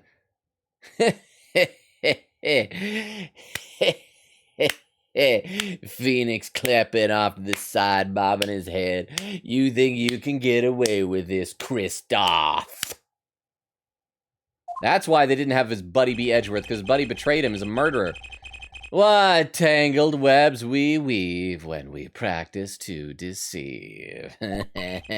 So tangled, we catch ourselves in the process. Then we as the spider crawl out and wrap ourselves in webbing and inject ourselves with venom that melt our guts and subsist on devouring our innards over the next several days when we plan to deceive.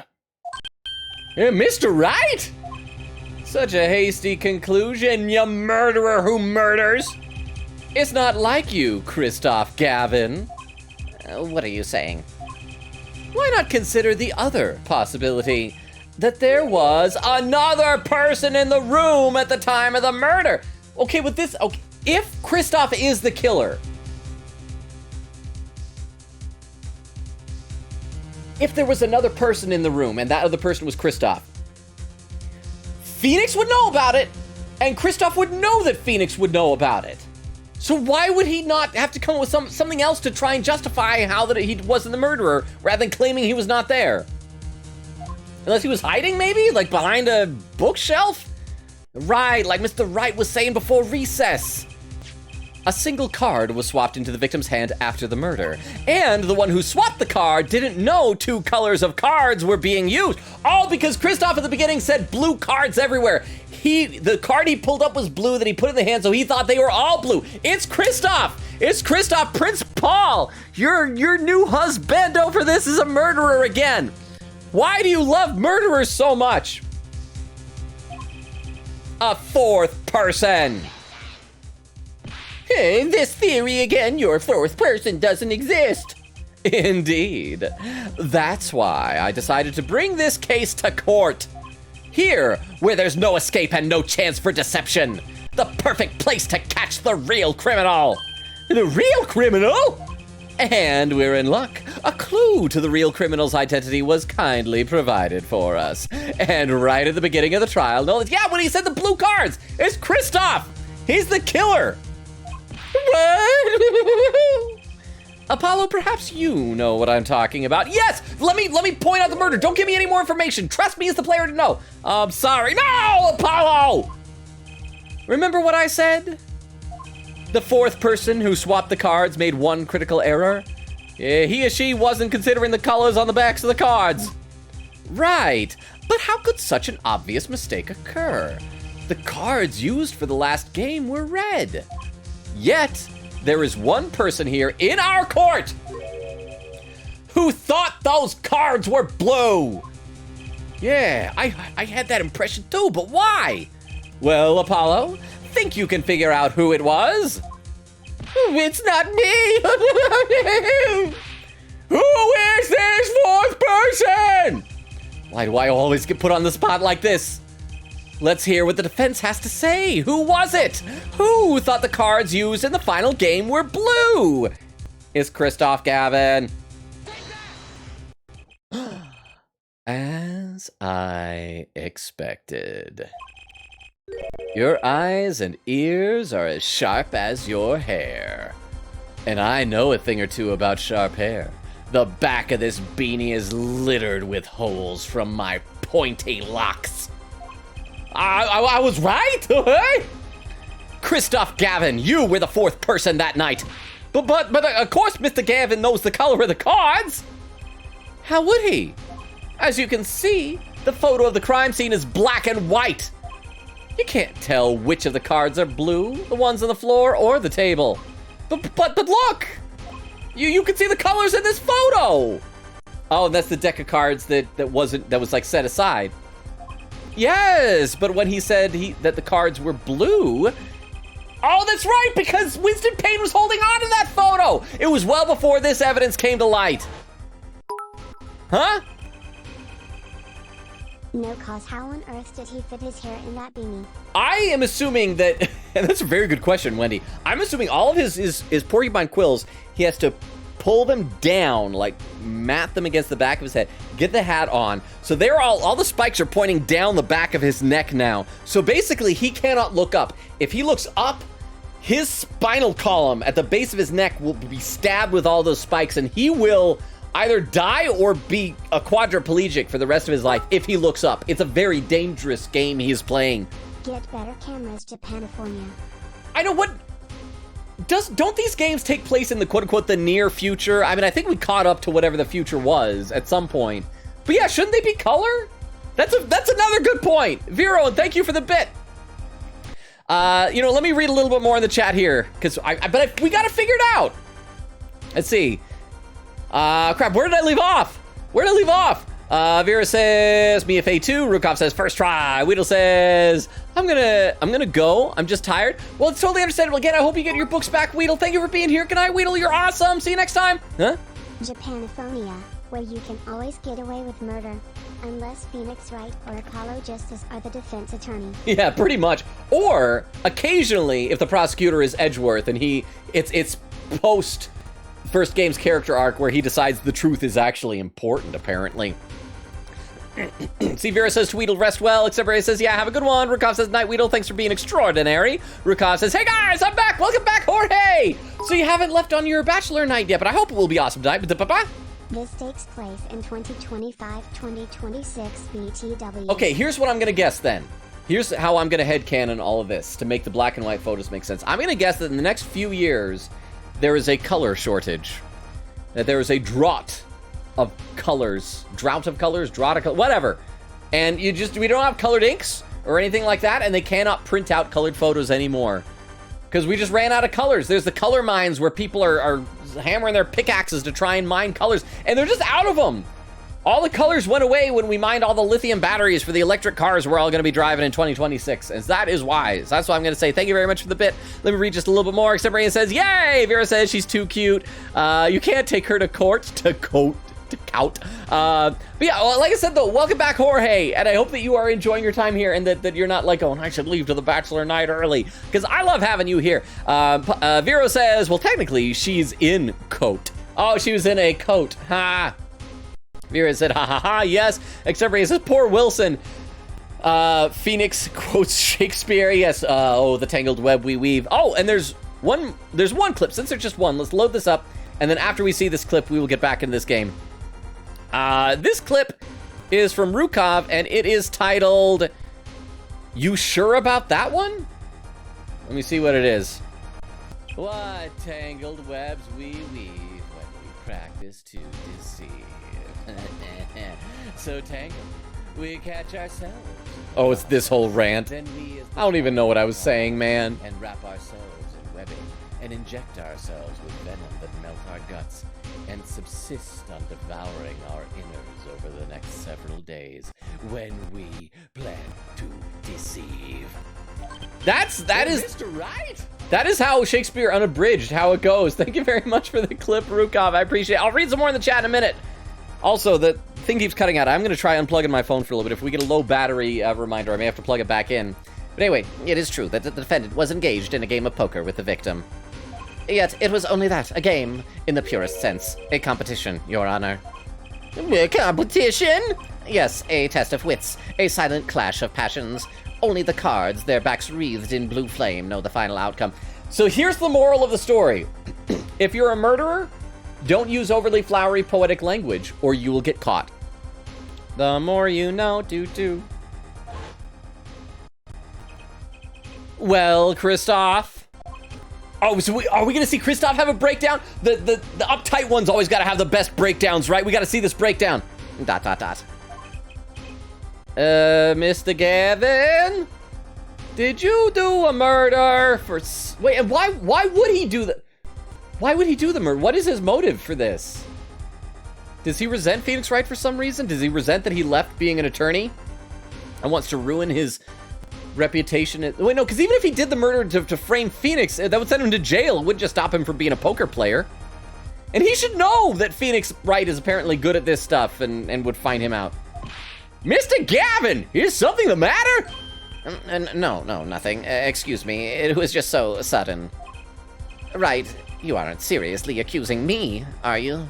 After all those cold nights we spent together in the cabin. Oh, Christoph, you know even I'd never take a joke this far. This has gone beyond ridiculous, beyond dumb. This is insanity. The defendant accusing his own defense attorney of murder? I assure you, I'm quite sane. But what possible connection could Mr. Gavin have to the victim? I wasn't aware that I had a connection to Mr. Smith either. Well, yes, but Mr. Gavin and the victim have never even met. Well, what if they have? I hope he doesn't explain any further than that. They've never met. What if they have? A good point. Okay. Huh? There is a possibility, after all. They may have met that night before the game started. What are you suggesting? Is this the truth Mr. Wright was staying silent about earlier? Well, only one thing to do. Mr. Wright, the defense would like to request that you testify to the court. Blah, blah, blah. The defense would like to request no such thing. You're not the defense attorney. I'm gonna yank on that little spiral weird ponytail point thing that you got. Mr. Gavin? And testimonies must relate to the case. How could anything happening before that game of poker be related? We gotta take him down. I'm not sure I follow, Mr. Gavin. As I explained before, the defense believes that Ms. O'Reilly... Am I to assume you speak for Mr. Justice in this? He is the defense, not you. He just realized he's screwed. Mr. Justice, the matter of Mr. Wright's testimony is up to you. Oh, is it gonna give me an option for a bad ending? Let me save this here. Can I say no? And then Phoenix Wright will go to jail and get executed? I wanna see if that happens. Oh, okay. Gulp. Does the court, in your opinion, need to hear Mr. Wright's testimony? And again, we're gonna save. Just to double, triple check on this save. Can we get a bad ending? I'm gonna say, no need. As much as I'd like to, I guess the testimony isn't related to the case per se. You heard what the judge said, Apollo? Huh? It's your decision. Yours. Justice, you aren't seriously considering. I'm sorry, Mr. Gavin. But now that we've gotten this far, we might as well go all the way. All the way. We're gonna have hand babies together. The defense would like to request Mr. Wright testify to the... Oh, wait, no, I said no! I said no need! I was trying to get Phoenix Wright executed for murder. Why did that not work? This is unfair. I want to get all the bad endings. The defense would like to request that Mr. Wright testify to the court. Very well, the defendant, Mr. Wright, will take the stand, please. Appetite before murder. Getting too flowery with the names of these testimonies. That evening, Christoph and I had dinner. We sat at the table in this photograph. Wait, what? Oh, we sat at the table in this photograph. I thought he was saying that he was in the photograph. Rookie mistake.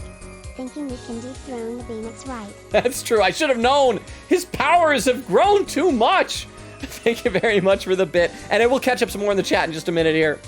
All right, the table in the photograph. I dig this music too. Shady Smith walked in 5 minutes after Christoph left. When the trap failed, Smith hit the waitress. The girl was knocked out cold, and Smith was uncontrollable. I left to call the police. Wait, hang on. No. It would be... 911 phone calls are recorded. If he was calling to say, hey, the guy I played poker with went bonkers and just bonked the waitress over the head, and I'll use some more words that have bonk in it, then they would have that. They'd have it on record. They would not have it on record that I guess he called about a murder, came there and found a body. He would have had to tell them what was happening. He would have told them that he hit a waitress and that was why they needed to get there. This is some bull crap. When I returned, he was dead, blood streaming from a cut on his forehead. That's when I made another phone call to defense attorney Gavin. Wait, so did he immediately know it was Gavin? Mr. Gavin! You were at the Borscht Bowl Club the night of the murder? I dine with him rather frequently. I told you I have a photo of my daughter. He is her mother. Then he talked to the defendant on the phone directly after the murder? Quite against my will. I had become involved in a murder. I thought I might be in need of a lawyer, so I called him. You were planning this all along, weren't you, Wright? Just because you wanted to drag me into your little murder trial. The only thing I want is the truth. And as I did back then. And now. All this 7 years ago crap. It's gonna be some terrible explanation for why he quit being a lawyer, isn't it? It's gonna be like he lost a case. And then he gave up. I thought my office was doing you a favor when we took on your defense. It appears that I was wrong. Very well, the defense may cross-examine the witness. Justice. Sir! He's lying, and you're going to expose him. Ah, understood, sir. Mr. Gavin versus Mr. Right. Oh, this can't end well. Why can't I have a normal trial? Appetite before murder. Okay, so let's save. And before we do the cross-examination, I want to catch up just a little bit more in the chat. Save. Save. And for those who played this before, do you think we'll be able to get to the end of this trial tonight? I feel like we're making a lot of progress. Maybe we can reach, like, the next chapter. Vera said, oh boy, time to come with an elaborate plan that won't work anywhere but in Japanifornia. When he said, I feel like, oh crap, everything just blinked again. Is my stream frozen again? Okay, wow, I really worry about my computer. Let's see, what he said, I feel like Japanifornia should not be allowed to determine any verdict for anything ever. Like, their entire legal system should be considered a massive human rights violation. The international community should be up in arms against Japanifornia. Let's see, Vera says, honestly, Extempore says, we love Japanifornia. I hope that's like their entire national anthem. And just that phrase, we love Japanifornia. Then it ends. Hori said, imagine if Kristoff committed the murder to give Apollo his first win. Does it just like, there you go, young lad. And then, yeah, everyone afterward will be like, that's okay. We'll turn a blind eye to this if it was for a protege. I give you notice, but the testimony for the last testimony, aka the end of the trial, is different than the regular testimony music. So the fact that this music is playing is a good sign. Okay, so this is it. Awesome. So we'll be able to make it in the second trial because someone last time, I can't remember who, if it was Tiff or if it was Prince Paul, I think it was Tiff, said, also, you're going to meet her. And I got worried about who her is. Is it going to be his daughter that we saw in the locket, or is it someone else? Apparently there's some character, but yeah, it was Tiff, and Tiff said that it's not in the first chapter, though. So we will meet this mystery person at some point, I guess. Let's see. Exteria says, Quill's like Sonic. Yes, exactly. He is. I was going to say Porcupine, but Hedgehog works, too. See, Extemporaneous says, I forget the timeline, but maybe. Where it says, revealing revealing one of the pun hidden trivia about Kristoff. Okay, let's see. The other meaning in his name, his last name, Hawk, is said to be sharp as a hawk. So this might be a reference to that meaning, but there's also another meaning I'm holding on to. Oh no, okay. We got to see what that is. I want to find out what it is. It has to do with, wait. Wasn't there colors? Maybe it has to do with the colors and getting the colors wrong? Something like that? Xemri says, that reminds me a book from long ago about colors, and there was a society, but it was of colors. It was a good book. I don't know if I'm familiar with that one. Vera said, time to get a sandwich as everything unfolds. Lurk, thank you for the lurk. Extemporaneous says, sandwich yum. What he said, is stream lagging a bit for anyone else? It's a combination of the lagging from my phone to the thing, and my computer just sucks these days. I need to get Clam over here to help me get this thing fixed. Extemporaneous says, I mean, there's a possibility that any pair of random people may have met in the grand scheme of things, but does that constitute reasonable doubt? Extemporaneous says, Logan wants Phoenix Wright executed, caught in 4K. I'm just saying it would be something we've never seen in these games before. Anyway, let's keep going here, and then I'll check the chat again in a little bit. Okay, that evening, Kristoff and I had dinner. We sat at the table in this photograph. Hold it! You had dinner with Mr. Gavin? Yes, he dines with me at the Borscht Bowl Club quite frequently. We were enjoying a usual dinner at our usual spot. As usual. As the kids say, as usual. Usual? What does that word mean? I gotta put it in quotes. I always eat at the table closest to the piano. Oh, I see. Where Mr. Smith was sitting. So the plates and such on the table were from your dinner? Indeed, the remnants of my meal with Kristoff. That should be the name of like, if they ever release a book in this universe about this trial, it should be called My Meal with Kristoff. We dined for 2 hours, then Kristoff left.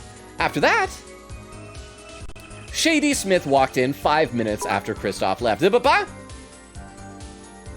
Apollo Justice Defense Attorney, not his divorce attorney.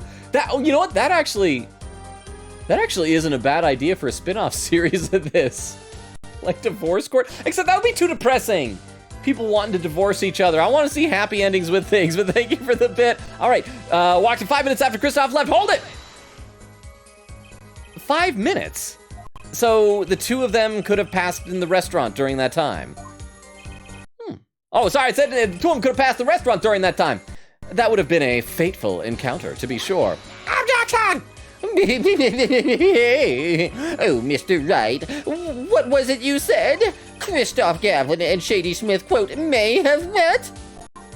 I believe I did say that. Here I was all nervous about this meeting. And now we hear they just passed in the hall? That does seem a little weak as a pretense for murder. Oh, it would be if that was all that really happened. Come on, Mr. Wright, what are you hiding this time? And why doesn't he just say it?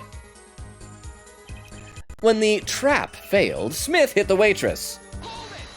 I just want to go on record as saying we do not approve of hitting waitresses. About this failed trap. This is the same trap that Ms. Olga really mentioned. Huh? Oh, what? We're doing a full-on flashback? The plan was simple, elegant, really. You see, we set up a trap of sorts. I was to plant a card in Wright's pocket beforehand. Oh, because we still haven't figured out how he... Well, but you know what? Here's the fatal flaw of this plan. This plan assumes that Phoenix Wright at no point will ever put his hand in his pocket. And the way he's all sitting around in that hoodie with his shirt, that is the posture of a man who shoves his hands into those pockets all the time. Of course he would find the card and then deal 5 aces during one of their games. When their hands were revealed, Smith would call him out and search Wright. He would then pull out the planted card and the trap would snap shut. You swap the cards. That was Shady Smith saying that. Just like that, the legend would be dashed to pieces. Yes, a harmless prank, in essence. It was by a quirk of fate that I happened to discover it. A quirk? Like My Hero Academia? I happened to put my hand in my pocket and found a card. See? Because look at the sprite. His hands are currently in his pockets. Let me read a little bit in the chat. I am so done with people in this universe trying to be clever. Weird says, with a highlighted message, random trivia, Christoph Gavin's voice clip, also another character's voice clip, yeah, the voice actor does 2 voices, is the reason why we had a Canadian judge in AA3. He's one of the few Canadians in the localization team, maybe the only one. Oh, that's pretty cool. Actually, that's really neat. I like that. Except Ray says, this is Japanifornia. There's no record. Vera says, Christoph, mommy. Except Ray says, no, Frozen. Not Frozen, you're fine. Okay, good, because my computer's been blinking tonight, and I don't know why. I think it's because I still got the pending update, but whenever I try to update it, it fails. Vera said, food here. Unlurk, welcome back for the lurk. I hope it's some good food you got. Vera said, this is like a soap drama. I'ma eat popcorn. Said like an opera. Vera said, yup, tea. Weird says, Apollo is the child in the divorce. Poor him, he has to see Christoph and Phoenix hiss at each other like that. Oh, and Crystal, I don't know if you're still there lurking, but look, I caught up in chat. All right, let's keep going. Happened to put my hand in my pocket and found a card. The card she planted. Yes, I snuck a peek at it and found it was the 5 of hearts. I had a feeling something might happen, so I disposed of the card before the game. Disposed? Where? I ate it.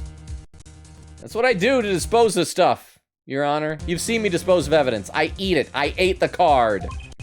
There was an empty bottle of grape juice I'd been drinking right beside me. I threw the card inside the bottle. Oh, so now we'll be able to smash open the bottle and see the cards in there to corroborate his testimony. An empty bottle of grape juice? The murder weapon? Yes, I rolled it up and shoved it in. The colored glass makes it hard to see. A battle of wits between the deceiver and the would-be deceived. That sounds like terrific drama. Or an even better video game. Perhaps the 4th installment in the series? Oh, wait, why am I advertising this? You already bought the game if you're playing this. Or unless maybe somebody's watching it streaming. I don't know. A card inside the murder weapon. That's strange. Did the police miss it in their investigation? Maybe. I'll take a look. Mr. Wright, the poker head of courtroom number 3 approves of this battle of wits. Hang on, we got to take a look at that bottle. Check it. Let's look inside. Let's look inside. Let's look at the cap. Wow, everything is really lagging. I can't investigate the... Can I look in... Oh, there we go. Examine. The bottle is completely empty. So there's no card in that. So it's not the murder weapon. It's a... okay, so it's a different bottle that the card is in. That seems significant. Okay. Please revise your testimony with this new information. I have to work in the morning and I'm starting to fall asleep, so I'm gonna go ahead and call it a night. Less than 3. Good night, everyone. Oh, thank you so much for being here, Wendy. Really appreciate it. Thank you for the bit as well. And sleep well. Always awesome having you here. One of these days, I need to figure out a schedule where people aren't always having to, like, go to sleep toward the end of the stream, where we can just all hang out for a long time. Because I missed you guys after you're gone. But sleep well, Wendy. Thank you so much for being here. And again, thank you for the bit. Good night, Wendy. You're awesome. And I hope everything goes well at work tomorrow. Enjoy work. Please revise your testimony with this new information. I discovered the trap during the game and disposed of the card in the bottle. Okay, so this is what we'll do. We'll present the bottle as evidence, but let's still keep pressing everything just to see if there's any additional content we want to get. Why in the bottle? I perceived my opponent's intent immediately. I'm used to entrapments, you see. I knew what was coming. Oh, so you struck first. Oh, I like that. Ooh. I know every trick in the book. They don't work on me. At least when you get lucky and stick a hand in your pocket, they don't. I'm glad that Apollo said that, because Phoenix should never be this cocky nor confident. The girl was knocked out cold, and Smith was uncontrollable. I left to call the police. You made the call. You made the call to the police from the first floor of the restaurant, correct? Exactly. Cell phones don't get a signal down in the hideout. Was anyone else on the first floor at the time? Not a soul. It was the middle of the night, after all. So, there in the darkened restaurant, I called the cops. Oh, come on, game, don't lag out on me. After making the call, I returned to the hideout. It didn't seem right to leave the injured waitress alone. When I returned, he was dead, blood streaming from a cut on his forehead. And when you returned, the victim was already... He just said he was already dead. Dead, yes. Were you listening? I'll admit I was a little startled when I walked in, but I have stumbled upon so many dead bodies, you would not believe it. A little? He was bleeding from his forehead, after all. I guess I'd be startled, too, if I walked in on a scene like that. That's when I made another phone call to defense attorney Gavin. Could you explain why you called Mr. Gavin? I'd obviously gotten involved in a rather sticky affair, and I figured Kristoff's law offices would give me a friend rate for my defense fees. Glad to hear you intend to pay. Oh, I'll pay in full, Kristoff. It was I who got you involved, after all. You may find the price of your defense quite high, my good friend. Quite high. A steep price you have to pay. Is this the truth Mr. Wright was talking about? Justice, you know what you have to do. He's lying. Expose him. Okay, so now we need to go back to the part and present the bottle as evidence to where he said that he, blah, blah, blah. Truth has to be in there somewhere. Doodly-doodly, doodly-day.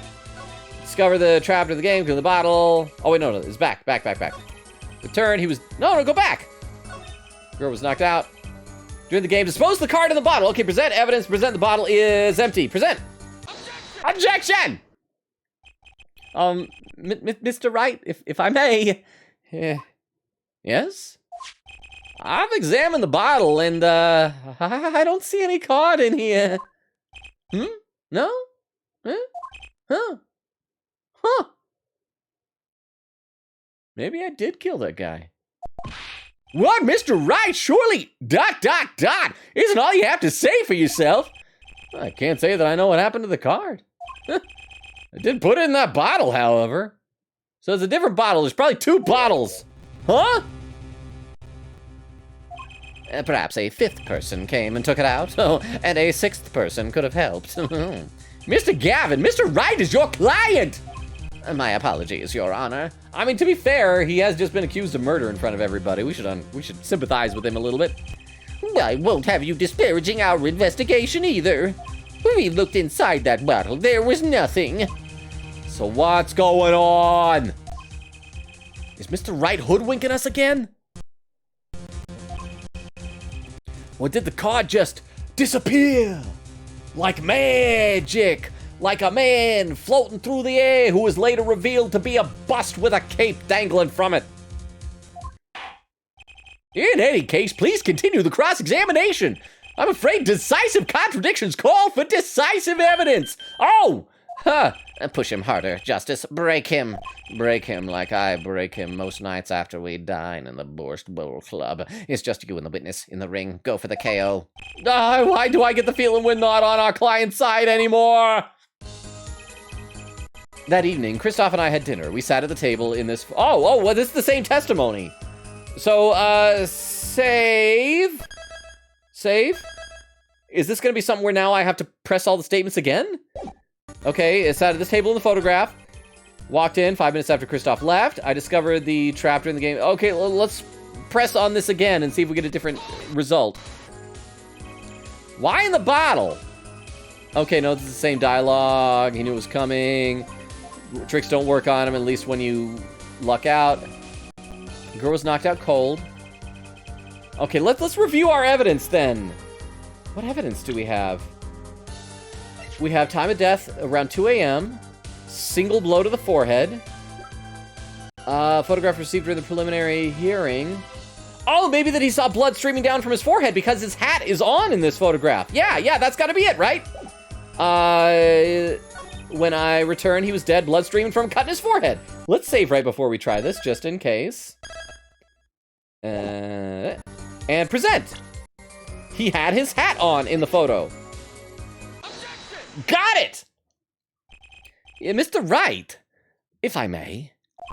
Yes? Take a look at this photograph of the crime scene. See the victim here? He's wearing a hat.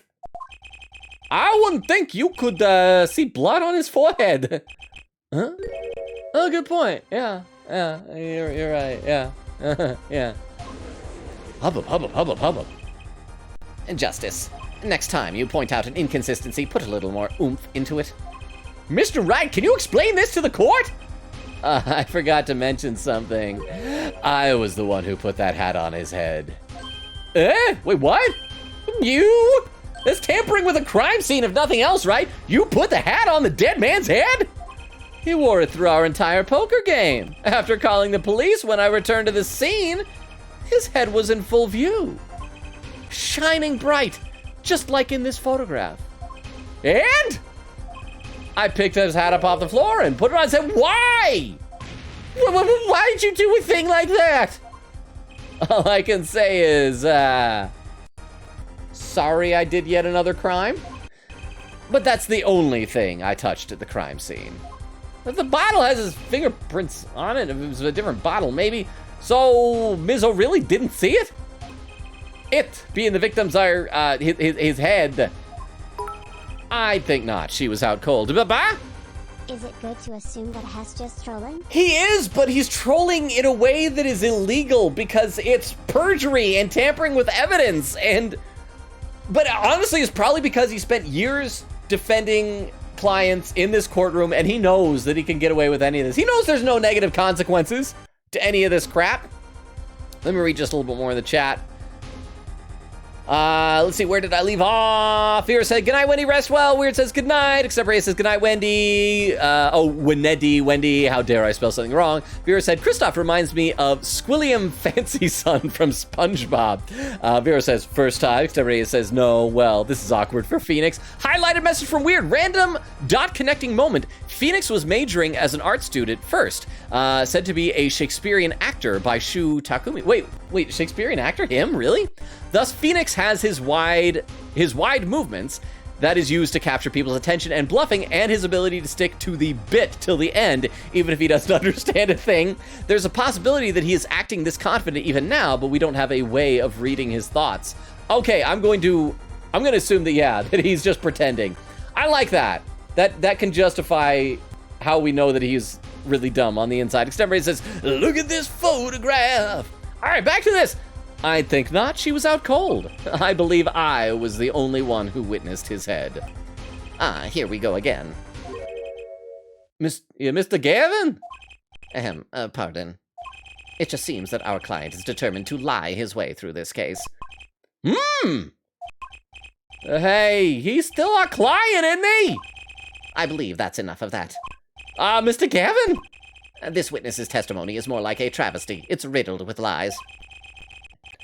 I'm beginning to see how you came to lose your attorney's badge 7 years ago.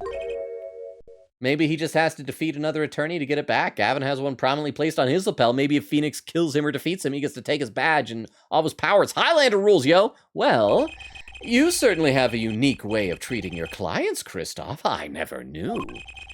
I believe it was you who threw the first stone. That doesn't matter. You still have an obligation. This is probably unethical. Mr. Wright, if you intend to ever tell the truth about this case, it's now or never. Don't be misled. I haven't told a single lie here. Eh? When I noticed the trap, I put the card in the bottle to dispose of it. And when I put the hat on the victim's head, let's just say I had a reason for doing that as well. What, did somebody like write in blood Phoenix Wright was here on his bald head or something? A reason? That reason is right here. Oh, I was gonna say, was the hat on top of his phone? But no, because he already used the phone to go make a call. Your cell phone? Which was held together by tape for some reason we saw earlier. That night, recall that I spoke with defense attorney Gavin after calling the police? Just in case, I recorded our conversation! What's this? Now that we're all here, I see no reason why I shouldn't play it back for the court. He should have just gotten a different defense attorney. Then he could have told his defense attorneys what was happening and avoided all of this hoopla. Kristoff, I seem to be in a bit of trouble. What's this? A game not going well? Something like that. That gentleman who challenged you, he turned out to be good? He turned out to be dead. Someone hit him. Hard. You mean someone cracked that flawless bone china plate? It's again, he's offering up more information than he needed to. There's no way that Gavin would have known. Oh, so that's why he put it on his head. So, wait, no, because even there's no point. But yeah, flawless bone china plate. It means he's bald. He wouldn't have known that if he had his hat on. Why is Kristoff this dumb? I'm sorry, Prince Paul, if you're out there. Why do you love a dumb man? He's so dumb. It wasn't you, was it? Me, please. The cops should be here any minute. I'm in your hands, should it come to that. So that's how he knew right off the bat that it was Kristoff, because he said flawless bone china plate. Bone china plate? Kind of porcelain. Very smooth and shiny. And not plate, but pate. Wait, what? China pate? What? I believe he was referring to a certain gentleman's balding forehead. Huh? He is my dumb man. Plus hot low. Okay.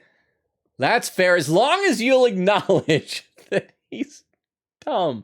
But is it because he does crimes? He's tall, long hair, and does crimes? Those be your things. Thank you for the bit.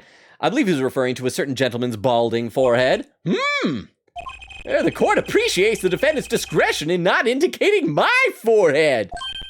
Wait a second. Something's not right about that phone call. So after Mr. Gavin ate dinner with you, he left the Borscht Bowl Club. Oh, because 5 minutes later was when he came in. He should not have known. Even if he didn't have the hat on, he wouldn't have known what he looked like. Most certainly. Then how did he know? When did he see this bone china plate? Oh, that's right! Yes, that was when I began to see my good friend in a different light.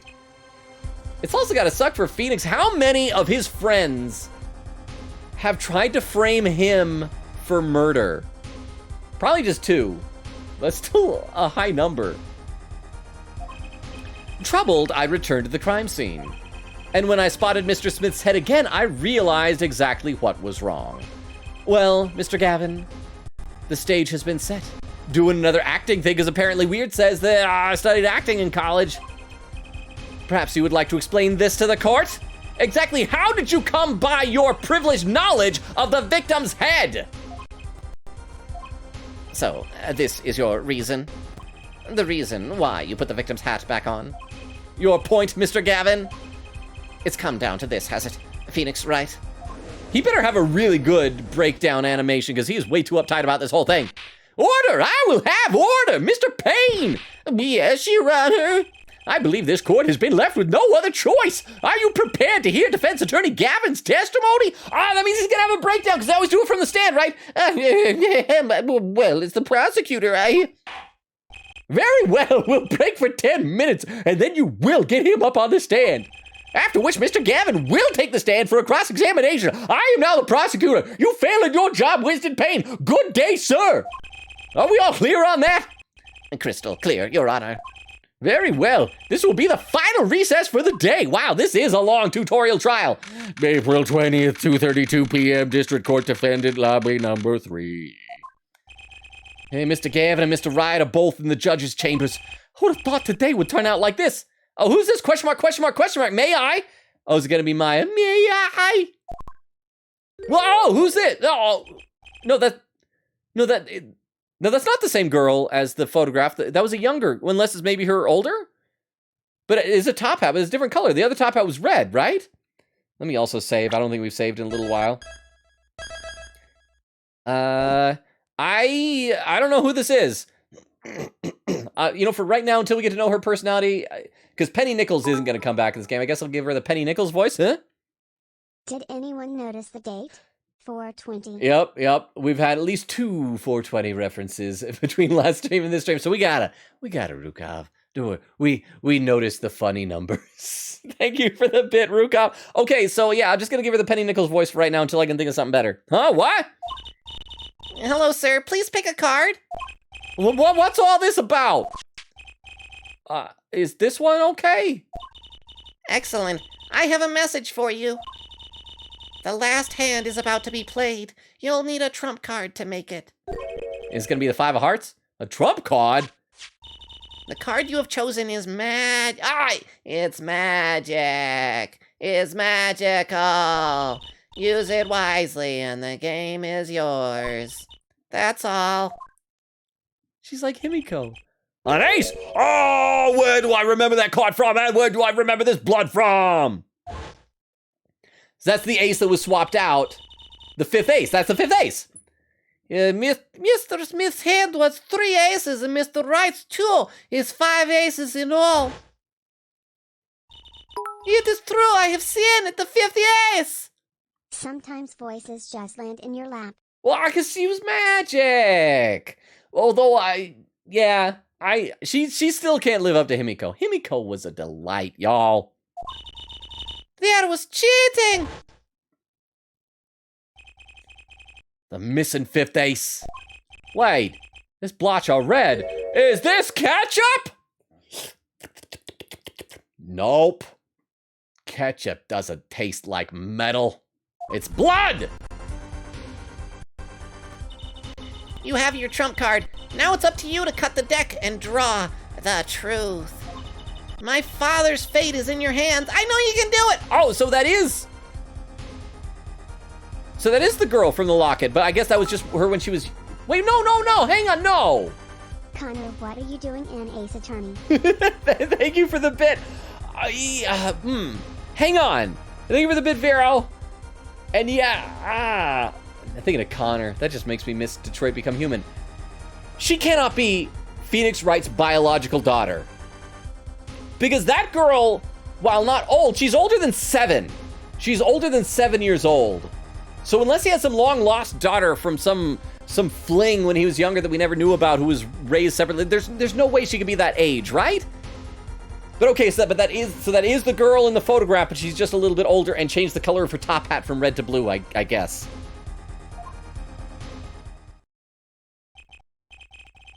This blood-stained card is my trump card for finding the truth?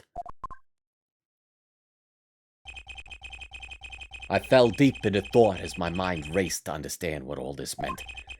That girl, I'd seen her recently, but where? In the locket, you dingus! That's when I made the connection. See, that's a lot younger. That kid, okay. Bloody ace added to the court record. Evidence received from a mysterious girl. Don't say mysterious. You know that apparently she's the Phoenix's daughter, I guess. But then why did Shady Smith have a picture of her? It's weird. April 20th, 2:45 p.m. District Court of Court Room number 2. Your court will now reconvene. Defense Attorney Christoph Gavin, will you please take the stand? He's gonna have a breakdown and he better really ruffle his feathers. Now then, if you would, Mr. Payne. Yes, Your Honor. Will the witness state his name and occupation? Is that the only question that prosecutors are allowed to ask in Japanifornia? Is this farce necessary, Your Honor? Huh? She could be like my nephew, adopted and loved. No, absolutely, and that's what I was saying earlier when he was talking about his daughter, is that his daughter has got to be adopted. There's no way that she's his biological daughter. My question is just, has Phoenix Wright done it with a lady? I say no. And so I want her to be adopted, and of course loved. But yes, I agree, Rukov, and thank you for the bit. And I will read some more of the chat in just a minute here, but excuse me. All right, let's keep going with this. Yeah, believe me, far stranger things have gone on in this courtroom. If I would tell you about the ghost possessions we've had in here, I have witnessed people, like, die, basically, in here. Or was that my brother? I can't remember. I get the two of us mixed up. Fine, I'll play along. First, there's one thing we need to have made clear. How did you know about the secret beneath the victim's hat? By secret, I'm guessing he means the fact that Mr. Smith was bald? Forgive my curiosity, but what is it about this fellow's head? Your Honor seems to have an inordinate interest in it. Logan knows my nephew. I do. In fact, I remember, it was a week or two ago. I think he may have been over. I think my brother and his wife may have invited one of your nephews over to help, like, put up some Christmas decorations. I think. I could be mistaken. I heard about it third hand, and it was like, oh, one of the kids from up the street. I'm like, oh, which one? And I won't say the name, but I was told it was your nephew, but I don't know. I was not there to verify. Anyway. It's Phoenix. He's on our side. Look at him. Is he gonna hang out with us? Is he gonna be our mentor? Like Mia the whole game? Just looking like that? Talkative or redhead? I believe it was... Crap, was it the talk? I want to say it was the talkative one that they said. But now I'm questioning which name they... You know, I'm gonna have to think about it. I'm not quite sure. But one of them, I believe, was over helping with Christmas decorations. I remember thinking at the time, it's like, oh, I gotta mention that to Rukov, and I forgot to mention it to Rukov. But thank you for the bit. Okay, I wouldn't call it inordinate, Mr. Gavin. Hey, Mr. Wright! What do you think you're doing, right? Oh, game OST. Yeah, that's right! I didn't even notice that, but you're right, it's the music. And you could this should have been foreshadowing that he's a bad guy, that he's doing the glasses push up his nose. Wow, things sure look different from the other side. You know what I mean, Apollo? Speaking of looking from the other side, let's consider something for a second. The victim wore that hat all night, never once taking it off, except for that one time. That one time being the instant he was hit. Whoa! When Mr. Wright returned from reporting the crime, the hat was lying on the floor. Mr. Wright picked it up and placed it on the victim's head. In other words, in order to have seen Mr. Smith's bald head, you would have had to have been at the scene of the crime at the time of the crime. In other words, you'd have to be the real killer. Is that what you're is what you're trying to say? Not bad, Apollo. You might be able to be a protagonist of an entire video game after all. Thank you, Papa Phoebe.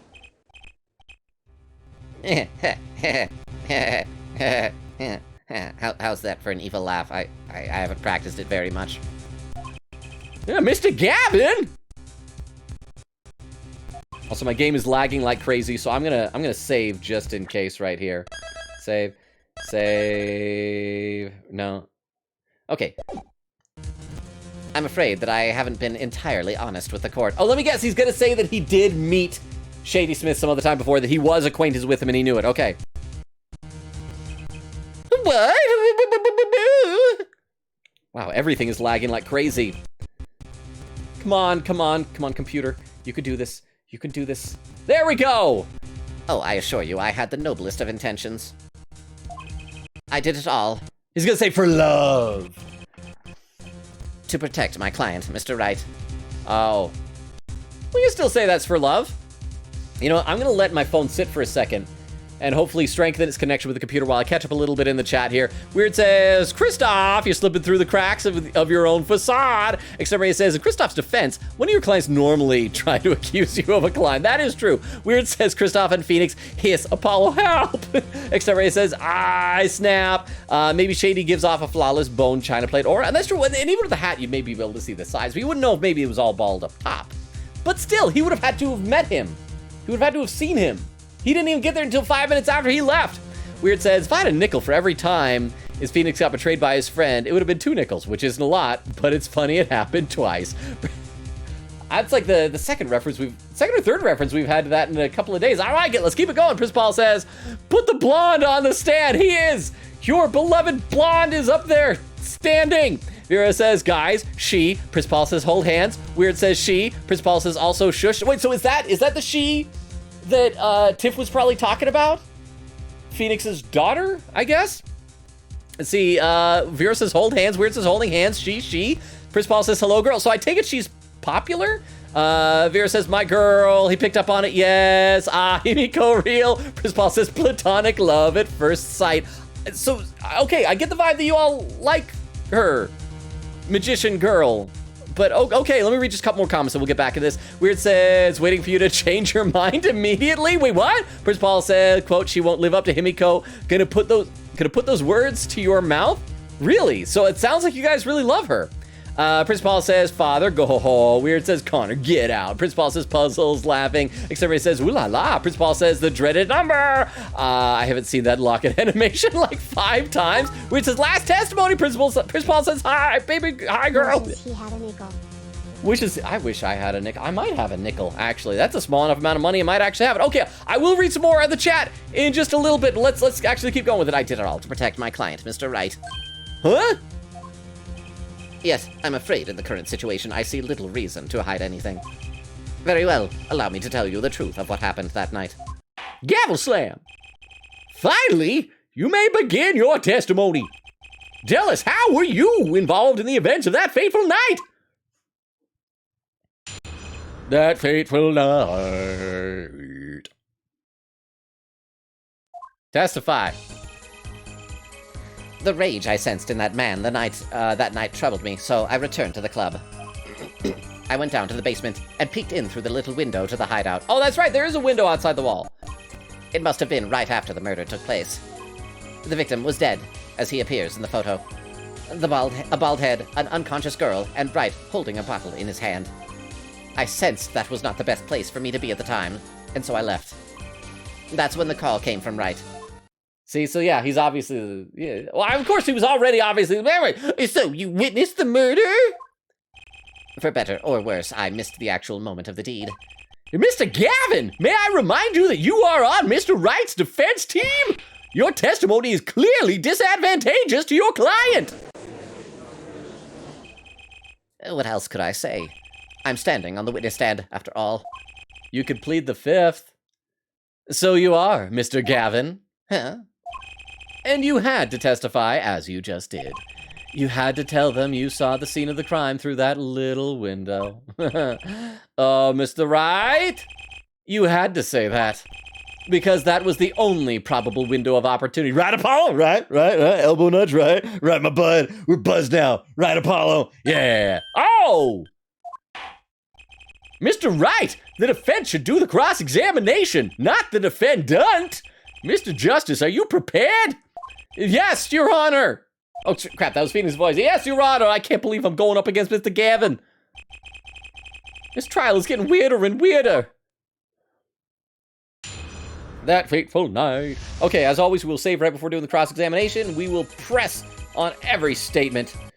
And all of you in the chat that have been barking after Christoph Gavin can just imagine yourselves pressing up against him. The rage I sensed in that man that night troubled me, so I returned to the club. That man? You mean Mr. Smith? He was different from the other customers. His aura, shall we say. I knew he was a serious poker player, but it was more than that. And so then you knew the true nature of your client's job? Of course. But I also knew he wasn't engaged in gambling, which would be illegal. Well, it makes sense that he'd know. They were friends, after all. Worried for my friend, I returned to the club. You see, I feared this Mr. Smith might be someone coming to settle an old score. I see! What happened then? I went down to the basement and peeked in through the little window to the hideout. Hold it! He had a little window.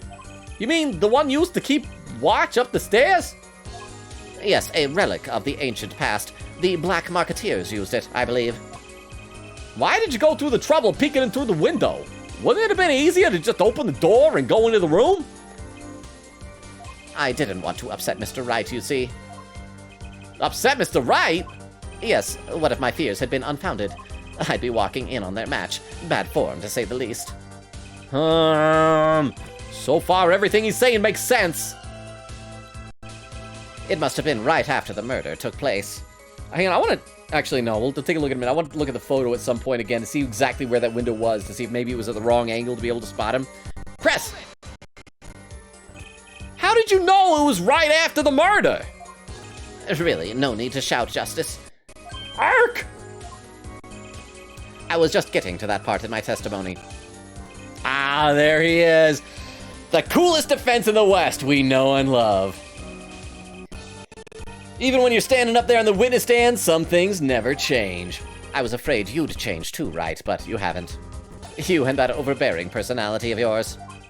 With friends like these, who needs enemies? I mean, I guess that's probably true of most of Phoenix Wright's friends. His best friend is Miles Edgeworth. They probably go at each other like cats in heat, both in terms of fighting and doing it. The victim was dead, as he appears in the photo. By photo, you mean the second photograph of the crime scene? Precisely. You see, he wasn't wearing his hat then. I saw his head when he was dead. Oh, that rhymes. I love poetry. And then Mr. Wright came along and replaced his hat. Can you describe the scene of the crime for us? A bald head, an unconscious girl, and Wright holding a bottle in his hand. It's probably going to be that maybe that bottle to show that this wasn't the murder weapon, and the one that was the murder weapon didn't have the fingerprints. Oh no, it's going to have something to do with our trump card that we just got from the girl. Those are the only three at the scene of the crime? Yes, as far as I saw, at least.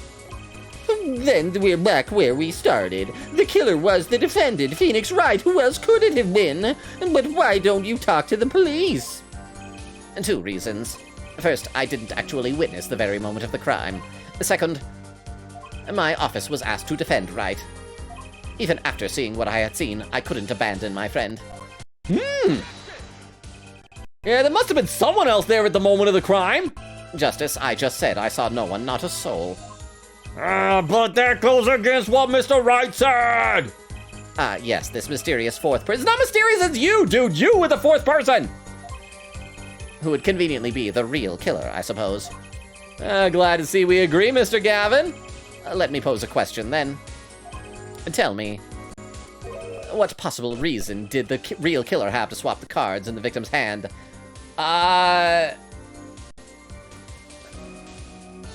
Oh, it's gonna have to do with the fact that there was a droplet of blood. But why would that matter? Unless it wasn't the victim's blood. What if it was Gavin's blood? What if there was a struggle and Gavin was wounded? But maybe he was punched in the face and nose bleed, and so it'd be his blood. And so he'd have to get rid of it from the scene, right? Let me read a little bit in the chat and see if we can figure out what's going on here. In fact, let me also save, because my phone has been really struggling with this and I don't want it to crash and I don't want to lose our progress. Chris Paul says kiss on both cheeks. As much as I believe he hasn't gotten game, I seriously believe he is bi. Weird says Logan Phoenix Wright might have done it with his ex Dahlia.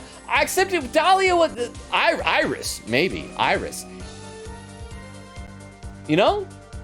Maybe that's why Iris went and became a nun up at that monastery, because she had a baby out of wedlock. Principal says true. Extemporary says inordinate. Good word. Weird says Principal, he got game. It just goes south every time. Weird says notice the old game. Vera says assistant Phoenix. Weird says music. Extemporary says how is this legal? The defendant cannot be in the box with us. Why not? Why not? Weird says the old game music. Let's go. Weird says Papa what now? Papa Fifi? I meant to say Papa Feeney, but I messed up, and I tried not to draw attention to it. I was hoping he wouldn't notice. Weird says, might as well call him Papa Pee-Pee. Weird, Extemporary says, Ayo. Vera says, shut up. Okay, and there's a clip, but we'll check the clip in a little bit. I just wanted to read a little bit more. But let's get back in the game, then I will finish catching up in a bit. Huh? Perhaps you can show us a reason why such a thing would be necessary? How can I show something I can't find myself? Remember, Apollo, the card that was swapped out was the 5th ace. The 5th ace, right! Well, Mr. Justice, the question of why the killer swapped out a card has been raised, huh? Mia was in the box every time she was on trial, wasn't she? If not, I blame Logan. You mean Maya? Yes, Maya was. However, Maya was also Phoenix Wright's assistant. But yeah, when she was the defendant, she probably shouldn't have been. You know what? Answer, Japanifornia. They don't have real laws. They are a joke country. The question of why the killer would swap out a card has been raised. Can you point to a reason? Show evidence. It's now or never. The defense would like to present evidence to the court. Evidence showing the reason why a card was swapped out. Then go ahead and point out your reason, Mr. Justice. Why did the killer take the 5th ace? Because there was blood on it. Can we check it? I wanna flip it around and take a closer look at it. Oh wow, this is like really, really lagging now. Come on, game. Come on, stream, catch up. There we go. Can I examine the blood? A single drop of blood marks the front of the card. Anything on the other? And the color of the card! Can I examine that? Okay, apparently that doesn't matter. So yeah, that is the ace. That is officially the ace. So present it. Take that! My reason is this thing here. Is that an ace? Why? Why's it got blood on it? Right next to the spade. Oh, wait. Oh, he's twitching. He's got a little twitchy face there. We're getting to him. He's gonna break down soon. This is insane. Why wasn't I told about this? Why? Could this be? Could this be the missing 5th ace? Okay, hang on though. According to previously established Japanifornia rules, all pieces of evidence have to go through the prosecutor's office, don't they? So actually Apollo shouldn't be allowed to present this, right? Am I wrong? Could this be the missing 5th ace? Inconceivable. How could you? What are you doing with that card? He recognizes it and you say it. Why aren't you shutting up? Good sir. That's the thing. Why is Mr. Gavin so upset? Oh, it's just a fishy card from some fishy girl. Oh, that card? It's mine. That is, I picked it up at the Borscht Bowl Club that night after the murder. You said the hat was the only thing you touched! You liar, McLiarson! You're a liar, Papa Feeney! I gave it to my daughter. Cards are her stock and trade, after all. So is a stranger's blood. No, impossible, unacceptable. The court can't accept this evidence. It's a fraud. A fraud? Well, how can you be so sure? What? I would think the only person who could claim it was a fraud would be the one who took the real card from the crime scene, the real killer. Allow me to elaborate. I'm gonna say all the stuff I should have said on the stand right now. What if this trace of blood was the reason? The reason for the killer to take the card from the scene of the crime. Again, none of this needs to be revealed in a courtroom. He's friends with Detective Gumshoe. He could have gone to Gumshoe and said, hey, here's all the evidence. Look, it's this guy. Boom. Where are you going with this? Take another look at the photo and the victim's head. At the moment of the crime, his hat fell to the floor, and a trickle of blood ran from his forehead down the back of his head. Couldn't a drop of that blood have fallen onto one of the cards? I suppose. The killer then took the card to hide the blood. Why? Why would he want to hide the blood? Regardless, that evidence is non-permissible. Oh? Right, regardless of how you wasted the last 7 years, you used to be a lawyer. You know what a serious crime it is to conceal evidence. Oh, we can discuss the finer points of our legal system later. And my crimes, all my horrible crimes I've committed. Tampering with evidence, messing up a crime scene, perjury. What's important now is I've answered your question. What are you talking about? You wanted to know why the killer would have taken a card from the crime scene. And now I've told you. That one drop of blood would have been decisive evidence, you see. But except if it's Shady Smith's blood, why is that decisive? This is baseless conjecture. Baseless. That's a Phoenix objection. Ah, he's doing the pointing thing! Oh, I assure you it's quite based! He said internet lingo from a few years ago. Yay. Oh, what? It's amazing, really, how a single drop of blood on a single card can lead us to the truth. It's quite simple. Well, Apollo? Yes? Try picturing the scene of the crime. In your head. Oh, it's 3D! What? This is the most high-tech this game has been ever since the Blue Badger danced in front of a crime being committed! Let's also save here before we continue on more. And let me read just a little more of the chat. Oh, there's a clip in the chat. Hang on, there's a clip from Vero. Let me load this up in the clip viewer, and we can all watch this clip together before we continue on looking in the chat. This clip is titled, Sans Undertale Laugh. Okay, let's take a look at this clip real quick.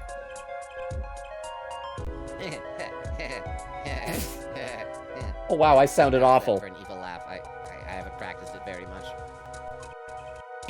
I'm not good at this. Thank you very much for the clip, Vero.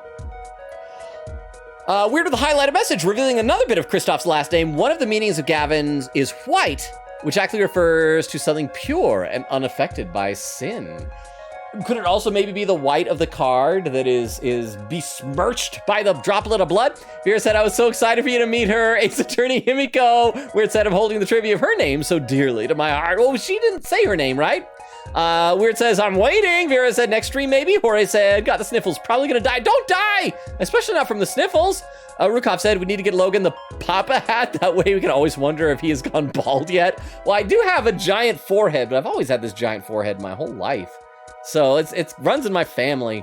Let's see. Exterminator says, always believe in Logan. Jorge says, is it bad that I want what Phoenix and Edgeworth have? You know, it kind of reminds me, there was this elderly couple that I knew in this town in California, and they were delightful. The Penrods was their name. And they were always just like bickering, but you could tell that they like loved it and they had fun. They loved like the arguing and the quote unquote fighting that they did verbally. And I remember one time I was over there and there's this other guy there who was meeting them for the very first time, and they started doing their little bickering, and the guy who was with me kind of pipes up and he's like, hey, you know, maybe we should all calm down a little bit. This is a bit much. And the both of them just stopped and just turned and looked at him, and they looked so disappointed. And he of the two of them, he looked at this guy who was there for the first time. He goes, why did you have to stop and interrupt a perfectly good argument? Like, they clearly loved all the back and forth, and it was so wonderful. I loved it. As we know, Apollo Justice was also released on the 3DS. However, to everyone's surprise, these 3D segments were not in 3D. Everything else was. Wait, what? Just not these ones. Sad face. Why would... wait, but everything else is 2D. Why the 2D? That is weird. That is so bizarre, but thank you for the bit, Prince Paul. And I will get back to the game in a minute, but I can see a lot of comments in the chat, so I want to read at least a few more of these. Weird says to Jorge, yes, you are. You're so right, by the way. Prince Paul says, let's go. Weird says, sits over one possible theory. I can't say anything about this. You got this. You got this. You're so close. Prince Paul says, maybe wants to be stingy and beat up his ex. Christoph voice, Vera says, based. Extemporary says, yes, the meme. Prince Paul says, everyone. Weird says, based. Extemporary says, screenshot. Vera said, he said it. Prince Paul says, yeah, base. Where it says, he said the thing. Vera says, that chat goes wild. Where it says, base. Keyword slam, yes. Ow, my neck. I snapped my neck so hard when I heard. Really? Oh, and Extemporary says, Blue Badger haunts my dreams. Vera with the keyboard slam laughing. Weird says, base. There's another clip. I will check the clip the next time we go back to the chat, because we do need to get back in the game here, but I will check it out. We'll see what it is. Okay, the murder took place in the hideout. The body of the luckless victim was found at the poker table. And before the killer swapped a card out, there was a single card with a drop of blood on it in the victim's hand. Given this, there is one decisive problem with this scene. Well, what is it? Well, let's keep it simple, shall we? Given that there was a drop of blood on a card, whose position in this diagram doesn't fit? Wait, okay, victim, right? Is W, is that right? And then K? Is K supposed to be killer? Wait, where's Olga? And what's the 2? Who is what? The victims? The killers? Oh, W is witness. The witnesses? The second witnesses? Is it that he wouldn't have been able to see the card? No, it's the victim. He couldn't have died sitting down because the blood went in the back of his head. So yes, the victim then. Whose position doesn't fit with the bloody card? Is you, bro. Take that! Well, isn't it the victim's position that's the problem? Crap, the music didn't stop. I think I did it wrong. I don't follow your logic here, Mr. Justice. Well, look, the victim was struck in the head, sending him back in his chair. You'd think any blood would fall behind the body, not into the table in front of him. Okay, so he did it right. Ah! Take a look at this photo again. If he bled in this position, the blood would fall on the floor, not on one of the cards. Yeah, why, that's right. So what does this mean? Incidentally, we were sitting in swivel chairs. Swivel chairs? Oh man, I love those. I love the spin of the swivel chair. Apollo, try turning the chair around. Recreate the crime scene. How do I? This is so dumb, but I love it. Why? That is so dumb. But why did I enjoy doing that so much? That is awful. The chair was facing the other way? It would have to be. I love these graphics. They're like from 1998. The victim's chair was facing away from the table. When Mr. Wright returned from informing the police, which way was the chair facing? When I came back to the room, the body was facing as seen in this photo. That would mean, the killer turned the chair back around. Oh, he's just saying a ... Let's take the next step. Look at this diagram once more. We know the victim was facing away from the table at the time of the murder. But this creates another significant contradiction. Again? Let's test your reasoning skills again, shall we? Apollo, whose location on this diagram contradicts our new understanding of the crime? The victims, the killers, the witnesses, second witness. So it'd be the killer this time. He'd have to be over there facing. Oh, who's great, contradiction, blah, blah, blah, blah, blah. With the victim facing this way, it's gonna be the killer. The victim was struck from the front, correct? Indeed. Well, would it be hard for the killer to hit him from the front? Sitting where his indicator currently is? I would think it'd be quite hard, yes. Objection! Yes, but what you're saying makes no sense. Why would the victim suddenly turn to face the wall in the middle of a game? I believe a sufficient reason will soon come to light. Wow, you guys said we were close, but this keeps dragging on. What? There's something in this diagram that makes far less sense, actually. Look again at the diagram. Apollo, if the victim was struck while he was sitting, as shown here, where would his assailant be standing? Try marking on the diagram. What? Oh, we're gonna say that he was standing between him and the window, which means that if Kristoff had been looking through the window, he wouldn't have been able to see the victim clearly.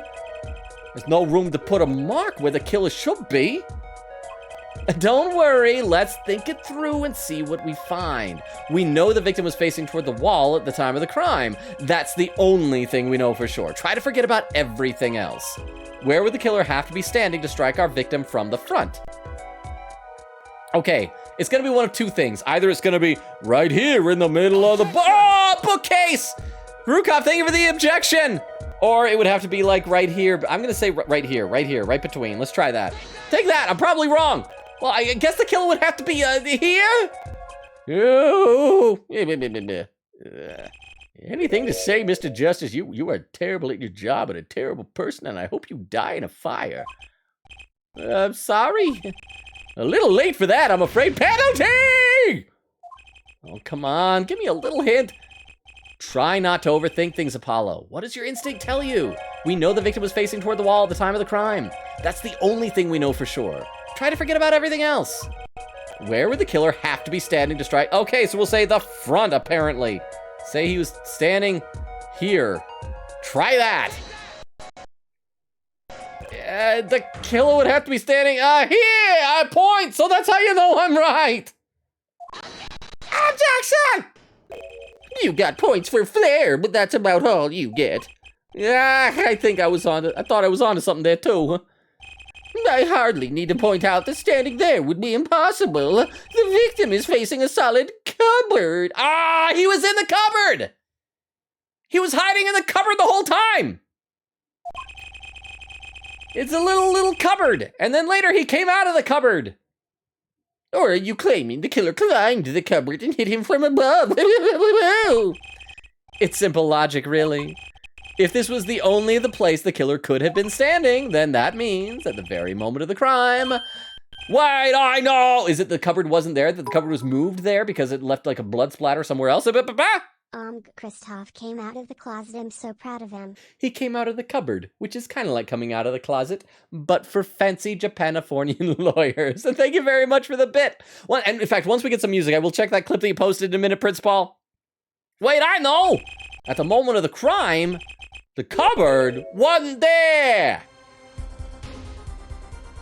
Music is playing, music is dramatic, music playing now. I'm gonna guess the cupboard had been pushed over and was covering up the window, so that means that Kristoff wouldn't have been able to see. So Kristoff moved the cupboard in order to be able to clear a path to that window to claim that he saw through there. Okay, let's go with that. Hey, what's this now? I mean, that's the only explanation, right, Mr. Gavin? Your Honor, I have a suggestion for the defense. We should arrange to examine the cupboard in the hideout immediately, pointing my finger with my giant Phoenix right yowie hand. Bailiff, send a team to the crime scene immediately. What, you said we were already taking a last recess? Is this still gonna be dragging on? Have them try to move the cupboard. Your Honor? What? There's one more thing your men should look for.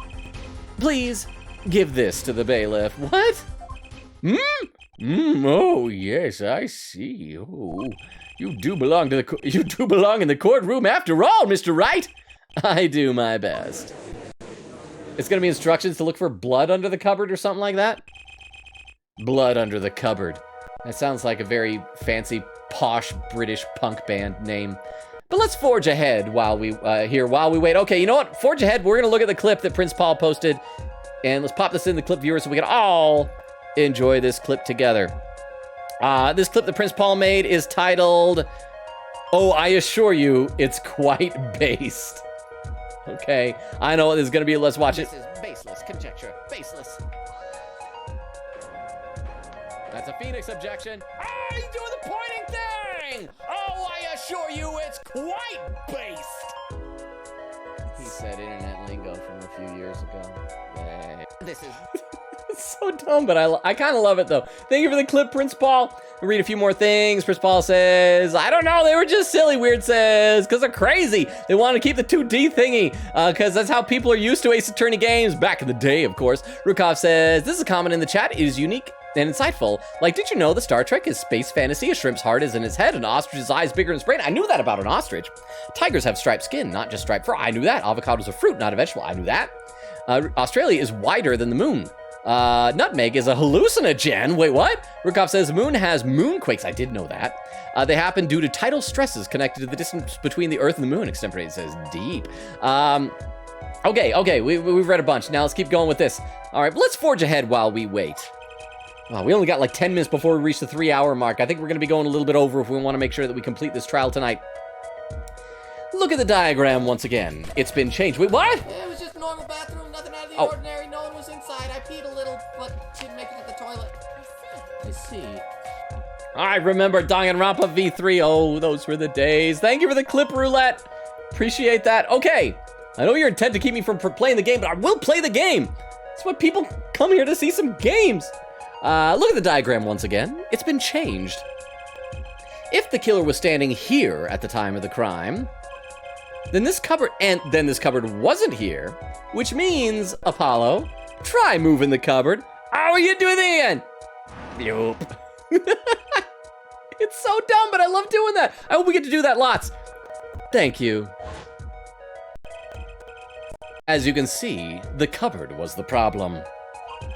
At the time of the murder, it has to have been as shown here. But then how did whoever did the killing get into there? He's blocking entry to that little nook in order to kabong his cranny.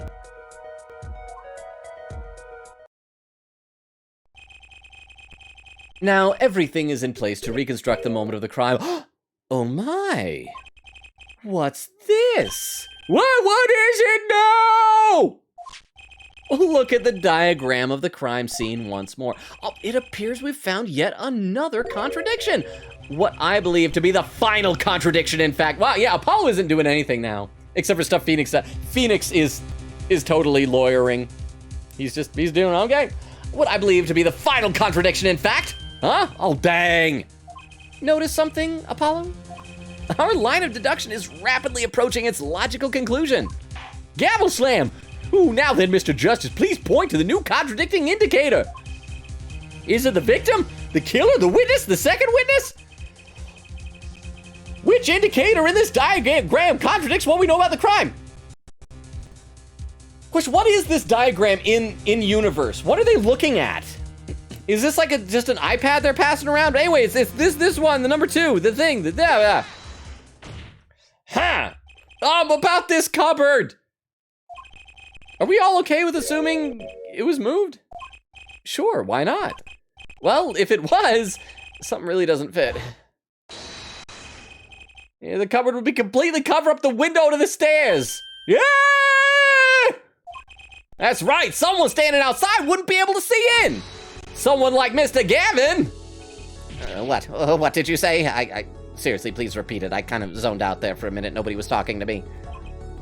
Oh, is the coolest defense in the West losing his cool? I don't expect you to play along with your little game, right? It's only a game until someone gets killed, Mr. Gavin. Like you done did to Shady Smith and like you gonna have done to you by an execution. Yeah. And someone was, while the window to that room was blocked by a cupboard. So, Mr. Gavin, perhaps you'd like to explain to the court exactly where did you witness the crime scene from? Excuse me, Your Honor. Order! This is a court of law, and I will have order.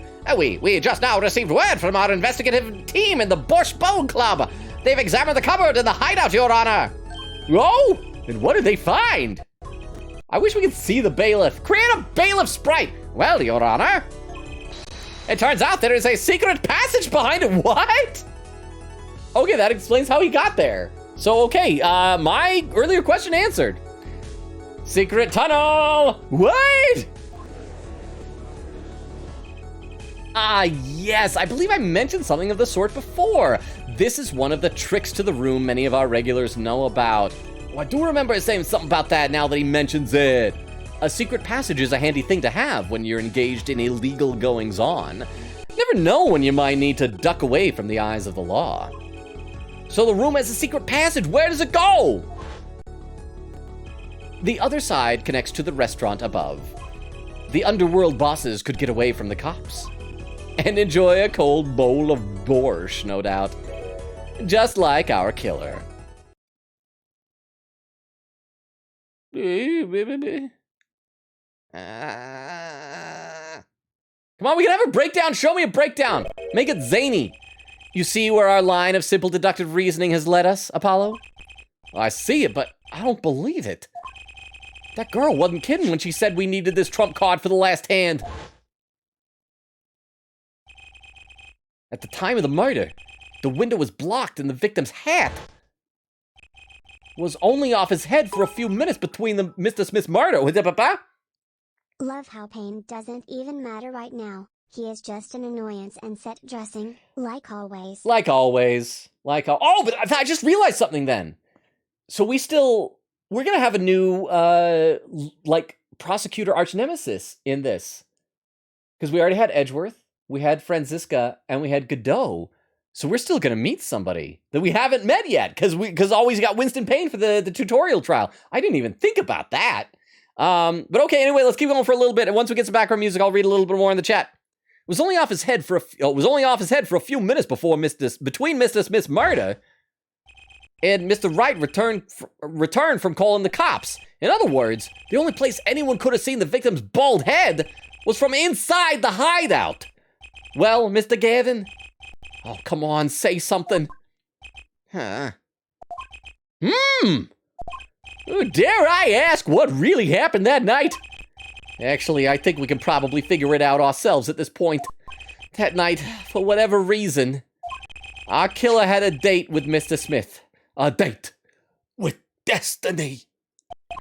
There he crouched, hidden in the secret passageway behind the cupboard, holding his breath, waiting for just the right moment. Then the chance came, and he took it. And come on. What? Why did you do that? Wait here, I'll get help. Oh, that was Olga. Wait here, I'll get help. Ms. Olga Arley was out cold, struck by Mr. Smith. Oh, wait, what? Was it Phoenix who went to get help? Wait, what? Who said I'll go get help? Oh, okay, so that was when he struck Olga. Phoenix leaves. I gotcha, I was confused. I thought that was Kristoff hitting Shady. Okay, but his time was soon to come. Mr. Wright went upstairs to call the cops, leaving Mr. Shady Smith alone in the hideout with the unconscious dealer. Then our killer stepped out from his secret passage and into the hideout. I love this really crappy 3D. The victim must have heard the cupboard sliding aside. He wheeled his chair around to look and... smackety smack! After the deed was done, the criminal must have seen the blood on the card. He would have, of course, realized the need to destroy the evidence. That single spot of blood told the whole story of the crime. Well, then how did Phoenix and his daughter get it? Too bad for him, he didn't linger any longer in the hideout that night. Linger any longer, that's fun to say. If he had, he might have noticed the cards on the floor. And the fact that they were all red! Wait, so you're telling me he didn't notice the red cards on the floor? Oh, that, I bet. Let me guess, is that the sprite? Weird, is that the sprite that Prince Paul loves? The little brushing of the hair to the side? I'm gonna guess that's it. Although we haven't seen the breakdown yet, maybe it'd be the breakdown sprite. Well, it seems this trial has taken yet another turn. Oh, shaking my head. I'm truly, truly sorry I had to see this day come, Mr. Gavin. But we still don't have a motive. Mr. Gavin. Mr. Payne! Yes, well, yes, Your Honor, I'm still here. The prosecution will continue its investigation. As for Mr. Phoenix Wright, the defendant, he is hereby cleared of all suspicion. Believe me when I say that I don't believe this is happening, Mr. Gavin. But I'm afraid circumstances call for me to issue a warrant for your arrest immediately! Okay, so it sounds like we're not gonna hear all the details now. We're gonna find it out later in the game why he did it, maybe? Ah, that's him! Get a breakdown. Breakdown, man. Oh, no need to apologize. I rather enjoyed myself. It's not every day you get to witness a legendary attorney's dirty tactics firsthand. Your point, Mr. Gavin?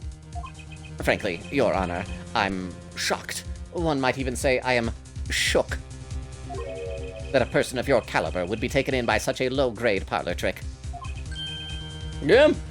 Excuse me? The defendant is cleared of all suspicion. This is hardly the time for jokes, Your Honor.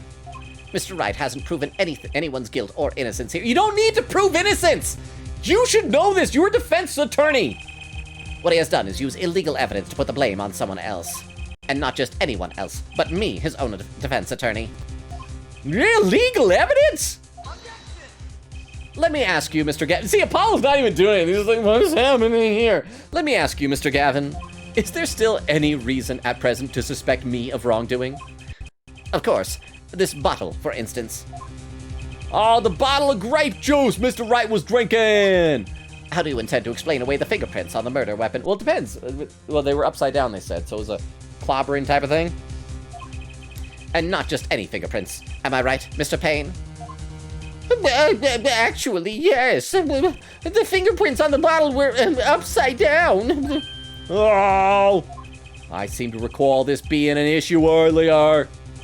The court and this case demand an explanation. I can think of only one reason why one would hold an upside-down bottle. A bottle upside down, and that is to hit someone with the bottom of the bottle. To juggle? Grab it by the neck, you juggle it like that. Well, Your Honor. Apollo really is just sitting in divorce court right now. Why are my dads fighting? I wanna go home. Papa Feeny, Papa Kristoff, can't you just love each other again? It's because of me. Am I the reason you're breaking up? Let me read a little bit of the chat, because this is taking a lot longer than I expected. We're already past the 3-hour mark, but I feel like the end of this chapter is within reach. Weird says, proud of him. Principal says, proud of him. Weird says, hands on Phoenix's honkers. Sorry, demons, couldn't help myself. He objected, and I was like, I love you. Rukov says, I feel like I won that roulette. Vera said, we are here to see you before we are here to see the game. That's nice of you to say, Vera. I do worry, though, that sometimes, like, if there are new people considering, like, joining the community, if they pop in, and like, dude, this guy is so self-indulgent. He just talks all the time.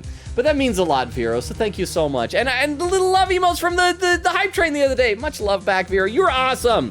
Exteria says, facts, no printer. Principal says, yes, true. Weird says, so true. Vera says, Phoenix takes over Apollo's game. Rip. Weird says, I gather all my knowledge because I want your reaction to it. Wait, what? Principal says, this is Apollo's moment. Weird says to Vero, Papa, Feeny, take the wheel. Vera said, secret tunnel. Through the mountain, secret tunnel. Oh yeah, lyrics translate. Vera says, crap, I exposed the lyrics website. Vera said, I don't remember the lyrics. That's okay. I don't have the tune down right. Exteria says, poor pain. All right, I'll read some more in a minute, but yeah, let's keep going with this here, okay? See how the caught fish squirms to the last. Well, Apollo? Oh, yes! Your boss seems awfully concerned about this bottle still, but I'm sure you can come up with a suitable explanation just like that. Yeah, just like what? Why would anyone grab a bottle upside down other than to, gulp? Yipes. Yay. Don't let him trick you into thinking his explanation is the only legitimate one. Is there really another? Take another look at the court record. I believe you'll find a simple answer there in plain sight. A simple answer in plain sight, okay. Death caused by a single blow to the forehead. Check. Because it's on its side? So why would he pick it up that way? Okay, check that. No. Other, okay, no, not the phone. Check this. The corks! He would do that to... Wait, but how would you hold, how do you take a cork? I don't drink. How do you hold a bottle for removing wine? I'm guessing it's the corks. It's gotta be the corks. I'm just gonna go with it, and I'm gonna pretend I know about wine bottles. I believe you'll find a simple answer there in plain sight. How about you just say the answer in plain words? It would be hasty to deliver a verdict now with unanswered questions indeed. Well, Mr. Justice? Mr. Gavin said that the court, and this case demand an explanation. Don't worry, justice won't leave until justice is done. That's my catchphrase. I should have said that out loud. Perhaps the defense would care to enlighten the court. What evidence do you have to explain why the fingerprints on the bottle are upside down? Let's do this. Let's do this. The corks. I'm probably gonna lose hit points. Let's try it. It's actually easier to show you than explain, Your Honor. Place that bottle on the floor next to your chair. Excuse me? Oh, it's the location that he reaches down to grab it like that. Oh, and then, like, hands it? Oh, he hands it out to people. It's down there, and that's how he grabs it, and he hands it to people when they want a bottle. Excuse me, on the floor? So it's not the cork, it's just that. Yes, now reach down and pick it up without getting out of your chair, huh? Logan, people come to your stream and stick around because you chat with stream. If you were just playing the game, it would be half of the secret. You tried that. Well, I tried that before because no one used to be here. So, The fact that you make the gameplay personal and take the time to read everything in stream makes you unique, and not everyone pulls that off. But it is a quirk of your stream. Everyone here has fallen in love with your style of play. That's so nice of you to say. And to be honest, it's not even something that, like, I made a conscious thing, like, I need to do this to be different. It's like, I want to talk to you guys. I want to hang out with y'all. And thank you so much for the bits, Rukov, and the incredibly kind words. I really, really appreciate that. Thank you, thank you, thank you. And I will read some more of the chat in a minute, but let's get a little bit going further until at least we have some background music. Okay, without getting out of your chair. Mm-hmm. See? You naturally go to pick up the bottle by its neck. Slam on the table with your fingers upside down. See, oh, I get a dramatic close-up like Phoenix Wright gets. Hubbub, hubbub, hubbub, hubbub, hubbub. Now look at this photograph taken on the night of the murder. The defendant, Mr. Wright, sat here, playing piano, bottles of grape juice on the floor to the side of his piano bench. He would have naturally picked up the bottles upside down several times. Wow, I can't believe it was that simple. Recall our dinner that evening, Christoph? I was drinking my usual juice then too, my Papa's special juice. My job is to point out the obvious that your trauma doesn't let you see. I mean it. We love it here. And that is fair. I definitely have some self-confidence, esteem issues about things, but thank you so much for the bit, Rukov, and for the kind words. Okay, now we got some music. Let me catch up a little bit in the chat. Exterminator says we need the Rookie Killer's backstory games. Principal with some laughing. Vero says bonk. Principal says, oh, did I just miss it? Wait, did you miss what? Principal says the little hair to the side. Oh yeah, that one. Principal says he's so pretty for no reason. He's so pretty, I'm going to break a table. Exterminator says, oh snap. Principal says before he goes to jail, can I kiss him? Tucks his hair behind the ear. So was I right? So it was that one. Exterminator says, this Japanifornia, there's no need for proving innocence. Weird says, Apollo is the child of a divorce. I keep telling you that. Keyboard Slam, he's like, and then little kid emote. Jorge said, I'm still here, by the way. I'm glad you're still here, Jorge. But I feel bad because we're going overtime. You probably want to go do your bachelor night, so we got to hurry up and get to the end of this so that you can go have bachelor fun. Chris Paul says, yep, you can finish this chapter tonight. It isn't much longer. Except Ray says, hi. Jorge said, my solo guy's night is best spent just contemplating life outside of a 7-Eleven at midnight. At least get a good Slurpee or something, some good kind of beverage from there. Jorge said, chomping on a taquito. When you put it that way, that actually does sound pretty nice. Exterminator said, just like that. Jorge says, Logan did some Drake activities. It's an accurate description of these characters. They are Drake-like cartoon characters. Anyway, I'll read some more of the chat in a minute, but let's keep going with this. I was drinking my usual juice then, too. Basically, you use the bottle on the table to do the deed. But then, you must have remembered. So you went and picked up one of the bottles from under the piano. And you switched the bottles. Oh, that's why the card wasn't in there. And let's also save here. So just in case the game crashes. I'm trying to remember to do that periodically. Oh, game, don't freeze. Don't freeze, game. You took one of Mr. Wright's bottles and made it look like the murder weapon. But because it doesn't have the card in it. Order, order, order. What do you have to say to these charges, Mr. Gavin? He's gonna ask, where's your evidence? Gonna be there's a card in a different bottle somewhere. Oh, that's probably what the note said. The secret passage of the note was go find another bottle that has a card in it. And that's what, okay, great. Fascinating. So this is the legendary attorney's famed tactic of misdirection. What? You claim that I switched the bottle? Where is your proof? Proof! Oh, well, that's, oh. As I thought, more baseless conjecture. I'm afraid your bottle of proof is, and while it's lagging so much, is quite empty. Ah, and there's the key! He said the wrong thing again. It's empty when there should be a card in it. I wouldn't be so sure about that. Oh. Your Honor, when you initiated the investigation of the hideout earlier, do you recall I requested an additional investigation? Ah, yes! I have your memo about that right here.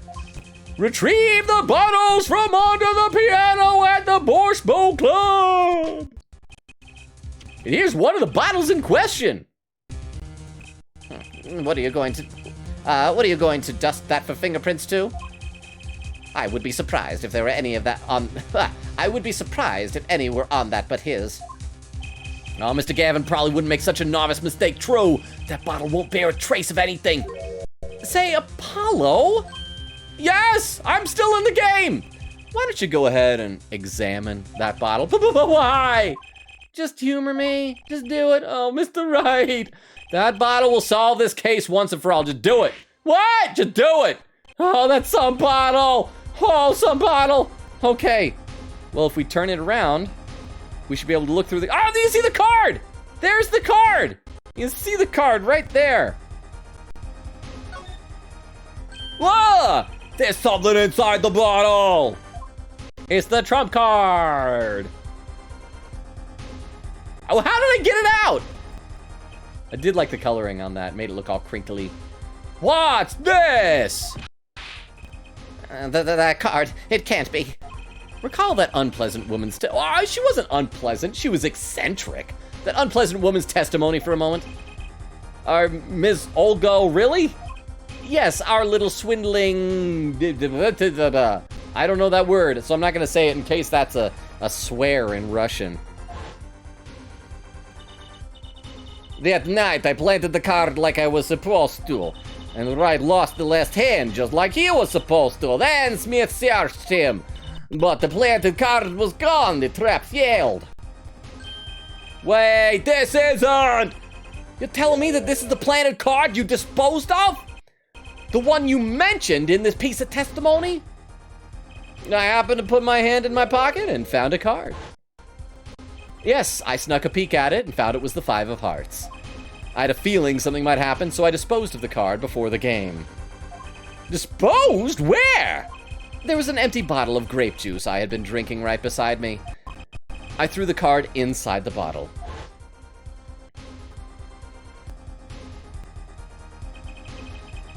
The 5 of hearts. This is the card! The bottles were swapped, and the only one who could have done that was the 4th person in the club that night. You, Mr. Christoph Gavin, please have a breakdown. Come on, breakdown.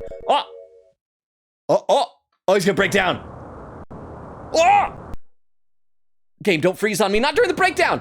What? What happened? It looked like he had telekinesis because the game froze. He just threw a lobster and broken plates in the air. What happened? Game, don't let the lag deny me my breakdown. I wanted to see a breakdown. That is all. I was looking forward to that breakdown. Oh! Is it still happening? Maybe it's still happening. Is this your idea of revenge, Phoenix Wright? Oh, maybe Christoph Gavin is the one who did something that caused him to get disbarred 7 years ago or something like that? Revenge? Revenge for the events that took away your attorney's badge 7 years ago. My past is like my logic, straight and true. But my past is not like my sexuality. Gay and half true. I don't know what's the opposite of true. Not false. His sexuality isn't false. Anyway, nothing's changed. All I did was point the finger of justice in the proper direction. Oh, wait. What was that? The game's lagging. He's back up. Oh, fine. I'm glad we could have this little tete-a-tete, right? Huh? Why are you speaking French, bro? This is insane! What about me? Don't I get to prosecute anyone?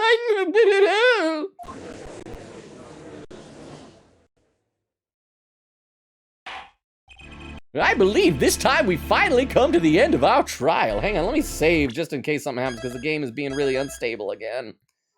Bye-bye. The finger of justice. Giggity. Yeah, we know he's talking about the finger of justice. And thank you for the bit, by the way. Oh, yeah?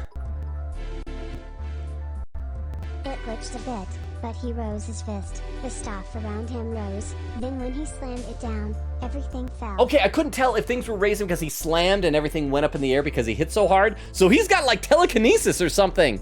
Let me catch up in the chat here real quick before we continue, because I feel like we're finally toward the end of this case, and then we'll be able to wrap it for that. So because of that, if anyone knows of somebody who's live, you can start checking who we can who we can raid in a little bit. And if anyone is lurking, even when we start to wind down, if you can stick around for the raid, I would greatly appreciate that. See, Extemporaneous says, Rukop bringing tears to my eyes. Or I said, yeah, I second that motion. I would have dished this channel if you didn't interact with chat, Logan. Well, thank you so much. I'm so glad that you guys are here because like I've mentioned this so many times on chat, but I'll mention it again. I could play video games by myself. But I do this because I want to hang out with all you guys. I love you guys. Exterry says Kristoff is like glasses and then off. Vera says, look at Phoenix's hair from the side. Wait, what? Oh, I checked. See, it's not going to kill him. Oh, we don't have the spikes sticking out from the bottom. Extemporaneous says, you can just request additional investigations. Not crazy at all. Vera says, he owns the case, bro. How can a defendant request additional investigation? Eglin said, apparently just means girl. Okay, so it's Devachka. I'm probably saying it wrong. Thank you, Eglin, for the Russian. I appreciate that. Vera said, mic drop. Weird says, gay and confused. Is gay and confused. Oh, it could be like gazed and confused instead of dazed and confused. I'm trying to do a pun thing. I don't think it's working very well. Anyway, I'll read some more of the chat in a minute. Let's keep going with this. I believe this time we finally come to the end of our trial. Mr. Payne, do you have a report for us on Christoph Gavin? He's admitted everything. We're processing his arrest now. It's so convenient that after breakdown, so many of these people just confess their crimes, just like in real life. I see. Still, one has to wonder why he would do such a thing. Exactly. I said we still don't know his motive. He didn't even have a connection to the victim, did he? None that we know of. Mr. Wright, have you anything to add? Being all mysterious. He better get his attorney's badge back by the end of this game. I'm afraid I can't shed any more light on the matter. Can't or won't. About this victim, Mr. Shady Smith. His occupation was listed as traveler. An odd profession to be sure, and that's all we know about him. I'll arrange a follow-up investigation, Your Honor. Good. Mr. Wright? Yes? 7 years, and you still haven't lost your touch. Come here, give me a hug, man. I'm gonna pat you on the back and slap you on the butt. Christoph Gavin was a man with much significance for me, both as a friend and a lawyer, and yet we never heard about him in any of your previous games, yo. He was extremely talented, to be sure. I needed 2 things before I could confront him. The first was a place where no injustice would be tolerated, this courtroom. The second was a man who would tolerate no injustice. And I found out this guy's last name is Justice. Huh? Works out. In other words, a defense attorney. You, Apollo. Me. A dark time is coming for our legal system. A twisting of justice brought on by our very own court system. Are they finally going to address how screwed up the Japanifornia court system is? We have to set it right. To set it, Phoenix Wright? Blah, blah, blah. Mr. Wright. Our work lies ahead of us, and I, for one, am looking forward to... What do you mean, our work? Are you going to become an attorney again, bro? Well, this seems like a good time to announce a verdict. This court finds the defendant, Mr. Phoenix Wright, not guilty! Yay, thank you, Gumshoe. Oh, it's not even just confetti, it sparkles. Very low resolution, large pixel sparkles. Court is adjourned! I'm guessing we'll have to have a little kind of denouement out here in the lobby. Maybe even a tease for the next chapter. April 20th, 4:28 p.m. District Court Defendant Lobby, number 3. Thanks, Apollo. You came through just like I thought you would. I'm pretty sure I didn't do a thing in there. Seriously, you kind of took over my game. I mean, my name is on the cover of the game, and you just did everything. Kind of a D move there, man. It was you who cornered Mr. the killer. I couldn't have done it by myself. You sensed it too today, didn't you? Your ability. So, okay, so Apollo Justice is canonically superpowered? Are we going with that? Are we actually saying this here? Let me read a little bit more in the chat. Prince Paul says, tete, ta, tete, no, tete, tete. You guys know, it's French. Basically means head at head. Or it's weird, it says head to head, yeah, basically. It means, yeah. Anyway, Weird says wink, wink. Jorge said, me getting ready to go out, knowing I'm about to fumble my 54th baddie this month. That's, you know, at least you're going for them. I feel really bad. Here's the honest truth. So earlier today, I had to do a big grocery run. So I was at the grocery store. And I was like in a really good mood until at one point when I was in the dairy section, I was going to buy some milk and some eggs. And I kind of had one of those odd things where you're one of the customers, your shopping cart's both going the same way and you're like awkward. But it was this like really cute girl. And part of me was like, I should say something to her, but then part of me is also like, I'm doing grocery shopping first thing in the morning before I've even showered. I look disgusting. I probably smell bad. I should just not say anything to this really cute girl and I should move on. But then I was also feeling bad about it. Rukov says, Orbalist or Harley Quinvalent. Okay, I will copy both those over for our raid suggestions in my little notepad here. Thank you very much, Rukov. Once again, if people are still lurking though, if you could stick around for the raid, I'd appreciate it. Crystal says, confused gaze. Like, yeah, it said gaze and confused. You know, I bet that's gotta be like a parody that someone's made out there. Or I said, all right, I guess this is it for me tonight, gang, good night. I'll give you all taquitos, good night. Jorge, thank you so much for being here and break a leg with your bachelor night. I hope it's awesome. Thank you for sticking around for so long. Chris said, Phoenix, right, good job. Yes, him, not you, Justice. Chris says, bye, Jorge, have a nice rest. Everybody says, yay. Crystal says, innocent. Vera said, good night. Also, hey. Crystal says, hobo, right. Okay, here, I'm gonna keep going a bit because we are not done yet. We need to get to the end of this cutscene before we do our raid. But again, Jorge, thank you for being here and enjoy your bachelor night. All right, you sensed it too, your ability. Ability? Yes, a sensitivity I lack. You'll come to understand it soon enough. Wait, I wonder if he means... I have one question for the witness then, cause it's a flashback, back. You said you saw the moment the defendant hit the victim. Is this true? Yeah, of course it's true. What's this weird vibe I'm getting? What was that, Mr. Wright? You'll have to find the answer to that question yourself, but just keep in mind, this universe has supernatural powers. The answer, right.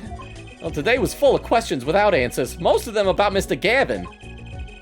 What possible reason could he have to commit murder? Perhaps you'll learn that in the days to come. Thank you for saying that, so we know we have that to look forward to. Huh? Wait! You don't know, do you? This locket is the key. Well, if you know it's the key, then tell me why. Huh? Oh, that reminds me. I met the girl whose picture was in your locket. But she was older and more blue. Your daughter, right?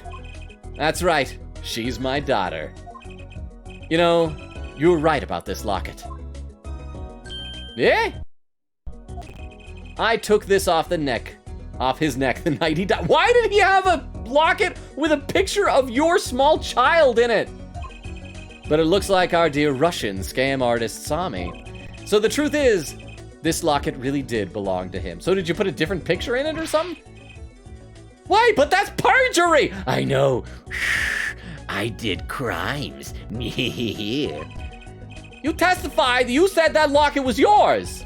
I said no such thing, actually. Huh? I merely said that it was a locket with my daughter's picture inside. A subtle distinction, but a distinction nonetheless. Oh, you... Still a lie. And it's the truth. Wait, but then why? Why was the victim wearing a locket with a picture of your daughter inside it?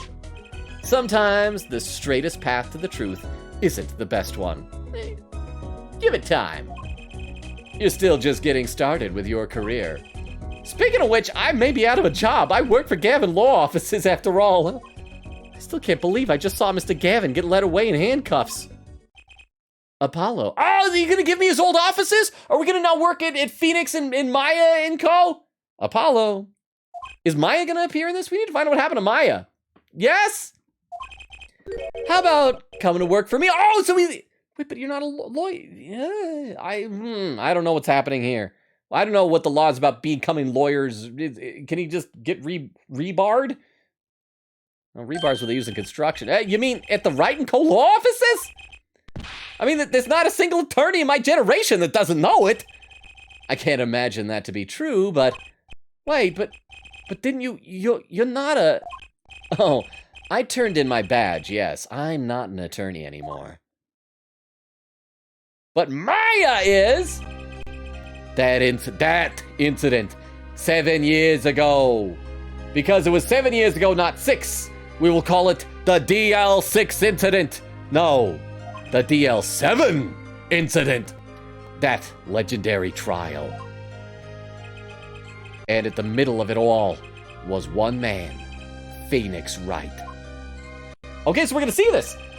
I thought we were done, but apparently we're still going. We're almost at 3.5 hours. The case reached its sad conclusion, and he left law for good. Oh, okay, that's it. I thought we were going to see it, but nope. Have you ever thought about coming back to the courts? I'm not qualified to stand in a court of law, I'm afraid. Didn't you notice in today's trial? There was a single piece of forged evidence. Wait, that you forged? Wait, so was the card actually forged? Because the game's probably going to ask me which one was forged, and I bet I get bonus points if I get it correct. So let's see if we can get this right. Forged evidence? What are you talking about? Oh, yeah, it's got to be the card. Because they established that Gavin disposed of it, but we haven't figured out how Phoenix and his daughter got a hold of it, so they probably faked one. They probably made it just as a bluff. What are you talking about? I'm talking about evidence that shouldn't have existed. A naughty magician's trick. Oh, one piece of evidence struck me as odd. It's true. It just seemed, well, too perfect. I'll bet this was the forged evidence. It's this, it's the card. So he's just admitting to all sorts of crimes now. You mean this, don't you? I got this from your daughter, Mr. Wright. Yes, that card couldn't have been found at the crime scene. Why? Because the killer took it with him when he left, leaving the wrong card in its place, luckily for us. The court can't accept this evidence. It's a fraud. A fraud? How can you be so sure? I would think the only person who could claim it was a fraud would be the one who took the real card from the crime scene, the real... Okay, so they established this. We got this. Let's keep going.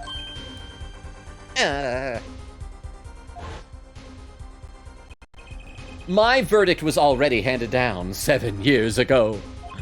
Then, you really? Yes, I forged this card. One look at the crime scene should have told you it wasn't real. But you can't do something like that and call yourself an attorney! Who's calling themselves an attorney, Apollo? I'm a vigilante pianist with a hard T. So it's true. The rumor is true! 7 years ago! Yeah, none of that matters now much, does it? No. Okay. What? No! Gah! Why know what happened? I punched him. What, you punched him? And he just, Oh, I took that punch like a man. Now I'm gonna look right back at you. It's your story from here on out, Apollo. Until the next game, because I think, didn't you guys say, isn't Phoenix right? He's like the protagonist again in the next one, isn't he? What's it, like Dawn of Justice or Dual Destinies or something like that? Perhaps I can help you turn the next page. My office's address. Drop in if you like. See how Maya's doing. I left some Maya chow on the counter for her 7 years ago. She probably starved. Mr. Wright. Oh, about your uppercut. Oh, it was an uppercut? And why was your head to the side? Try yelling, "Take that!" next time. I find it packs a little more punch. And Apollo, thanks for today. I had a good time. Mwah. Call me. Bye.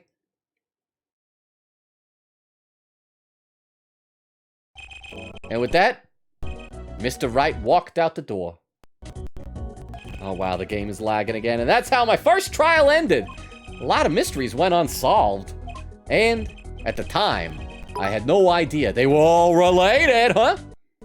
It's your story from now on out. proceeds to make the next 2 games start with Phoenix Wright. Exactly, that's what I'm saying. It's like, I'm passing the baton to you. It's kind of like, did you guys hear the news about how, since, it was like a couple of weeks ago on the Pokemon cartoon, the anime, Ash Ketchum finally became a Pokemon champion. He's a Pokemon master. He achieved it, finally. And so they just announced that in 11 episodes, he's gonna basically retire as the protagonist. They're moving on to a new protagonist now. And I'm just wondering, wow, is it gonna stick? Because sometimes it does in anime. They're able to do that. I mean, heck, JoJo's Bizarre Adventure makes a gimmick out of it for their show. But yeah, sometimes it works. They get a new protagonist, they move on. But are they gonna? Or is he like too marketable of a character at this point? Do you think that in like a couple of years, it'll be like, Ash is back now, but thank you for the bit. I appreciate that. At the time, I had no idea they were all related. Every mystery that day, connected by a single thread of logic. I'd find that out soon enough. To be continued in chapter 2, right? My name is Apollo Justice, attorney at law, and this is how my story begins. Somehow a shorter story than Phoenix Wright's, apparently. The end, yay! Let me read a little bit more in the chat. See, Chris says, hobo ride. Except says, oh yeah, denouement. Chris says, ability, we have powers, we do. Crystal says, can we be Superman? Sure, why not? Vera said, we are Spider-Man. Let's be bold, let's be Super Spider-Man. Crystal says, Spider-Man meme intensifies. They just need to, both the attorneys, both Phoenix Wright and Apollo, they need to point at each other, right? And Crystal, thank you for posting all the social media links. Vera said he lacks B words. Except says, Megamind insert here. Weird says he misses his rival. Prince Paul says laughing. Crystal says, I choked my lunch, Vero. Weird says laughing. Vera says laughing. Weird says he takes his neck. Rip. Then Phoenix did actually kill the victim after all. Chris says, no, he just stole the locket on the victim's neck. Crystal said, if we work for him, will we see Maya? That's what I was wondering. Will we? Well, you see, Ash Ketchum will return in an anime 7 years in the future and then get his ex arrested for murder while guiding his operations. Got insider information, wink. Is it wrong that I just really want there to be a time skip in the next time we see Ash? I want him and Misty to be settled down and happily married and like next door zany neighbor friends with Jesse and James. Is that too much to ask for? Anyway, let's read some more, and we will be doing a raid in a minute. So once again, if you're lurking, if you could stick around for the raid, I would really appreciate it. And just to let you know, lurkers, we stream Tuesdays, Thursdays, Fridays, and Sundays. Currently alternating between 2 games, this and Pokemon Violet. We're close to the end of Pokemon Violet, so that means tomorrow, Saturday, no stream tomorrow, but we will stream on Sunday. Let me finish catching up with the chat, then we'll figure out who we're going to be raiding. Let's see. Weird says, I'm sorry, Logan, but Maya died. She got arrested and executed because Phoenix failed to protect her. That's the thing that happened 7 years ago. That's what it should be. Crystal says, what? Chris Paul says, yeah, she died in the Great Blue Badger explosion of 1987 / Gaslight. Chris Paul said, may she rest in pickles. Vera said, pickles and burgers. Vera said, also, Rip Phoenix is not so righteous anymore. Chris said, Maya died due to drowning in pickles. May she rest in pickles. Weird says, he started being like that in AA33. Good for him. Chris Paul said, let's go. Weird says, punch him. Chris Paul says, deserves. Vera said, he punched him. Weird said, let's go. Vera said, he deserved for real. Chris said, how dare you punch Mr. Right Justice? Except Reyes says, oh, his eyes are so kind. Crystal said, JK, you deserve that, Phoenix. You were low-key a B word. Yeah, bling blong is what he was. That's the B word that Crystal meant. Weird said, Dawn of Justice, laughing. Something like that. It was Phoenix v Apollo, Dawn of Justice. Except Ray says Ace Attorney Transformers Edition. Weird says, that kiss got me sobbing, laughing. Prince Paul says, laughing. Yeah, let's go, Ash, no way. Except Ray says, yeah, it was like a national holiday in Japan. Vera says, he made it. Except Ray says, everyone had the days off. It's that big of a deal. I feel like the new Pikachu, though, is Anya from Spy Family. I saw some video of someone going around Japan in like Tokyo, and every single store had like Anya mascot this, Anya tie-in that. It's amazing. Rio said, I want Team Rocket to be there. I do too. I love Team Rocket. Chris says, hey, Phoenix's daughter. Except Ray says, Jesse and James, the true homies, they cheered Ash on his big day. Oh, they did? Okay, that is good. Because here's the thing I love about Team Rocket so much. They are like, they're good. Jesse and James, yeah, they're criminals, but they're really good people, really good friends, really good caring Pokemon trainers. And I just want them to be friends. I mean, they've worked together. I love like, if you go back and watch the old Pokemon movies, I love the second one because they're like, joining in. They're on the hero side. Okay, so I'm looking at the people we got, and of the people that Rukov recommended for the stream, we have Harley Quinvalent, who has only 1 viewer for Resident Evil Village. So that's who we're going to go ahead and raid right now. So let's do that. Raid Harley Quinvalent. I hope I'm saying that right. Let's see, weird stars. Logan, wait, what? Weird. What, weird? Weird, what? But yes, okay, so once again, no stream tomorrow. Tomorrow's Saturday. Have a great Saturday, everybody. Tomorrow's going to be my last improv show before New Year's Eve because there's not going to be one on Christmas Eve. I'm excited, though. Anyway, we'll see you on Sunday for Pokemon. We might beat the game on Sunday. If not Sunday, then probably on Tuesday. Weird said, if we get to see the newest prosecutor, ... What, Vera? Vera said, rest well, Logan, in chat. Oh, thank you for posting the raid message. Weird says, can I make a request a voice? What's your request for a voice? What is the request? Weird says, bye-bye, everyone. Vera says, good luck with improv. Yes, here, I gotta hear the request. Here's the thing, I cannot promise requests anymore because, like, there was one point with one of the previous games, I started to get, like, a bunch of requests, but I can do my best for some of it. So what's the request? But hey, Weird says, in the Discord. Okay, I will check in the Discord. Thank you all again so much for being here. This was so much fun hanging out with you guys. I missed the old Ace Attorney crew, so I'm so happy to see you guys back here. This is a lot of fun. And there's Phoenix's daughter, so we're gonna see her next time. But for right now, I'm just gonna wave and let the lag catch up while I say goodbye. So, oh yeah, for those who are lurking, check out our Discord. It's a small community with awesome people. Check out my social medias, the TikTok, Twitter, YouTube, all that Chris says. Have a great rest, peeps. Weird to the hearts. All right, good night, everybody. Enjoy the raid. Have a good Saturday. We'll see you Sunday for Pokemon. Vero says, bye. Bye. Oh, because that's what I say on the VODs. Bye, everybody. Bye. Good night, everybody. Enjoy the raid. Bye. Bye. Bye. And for those watching the VOD,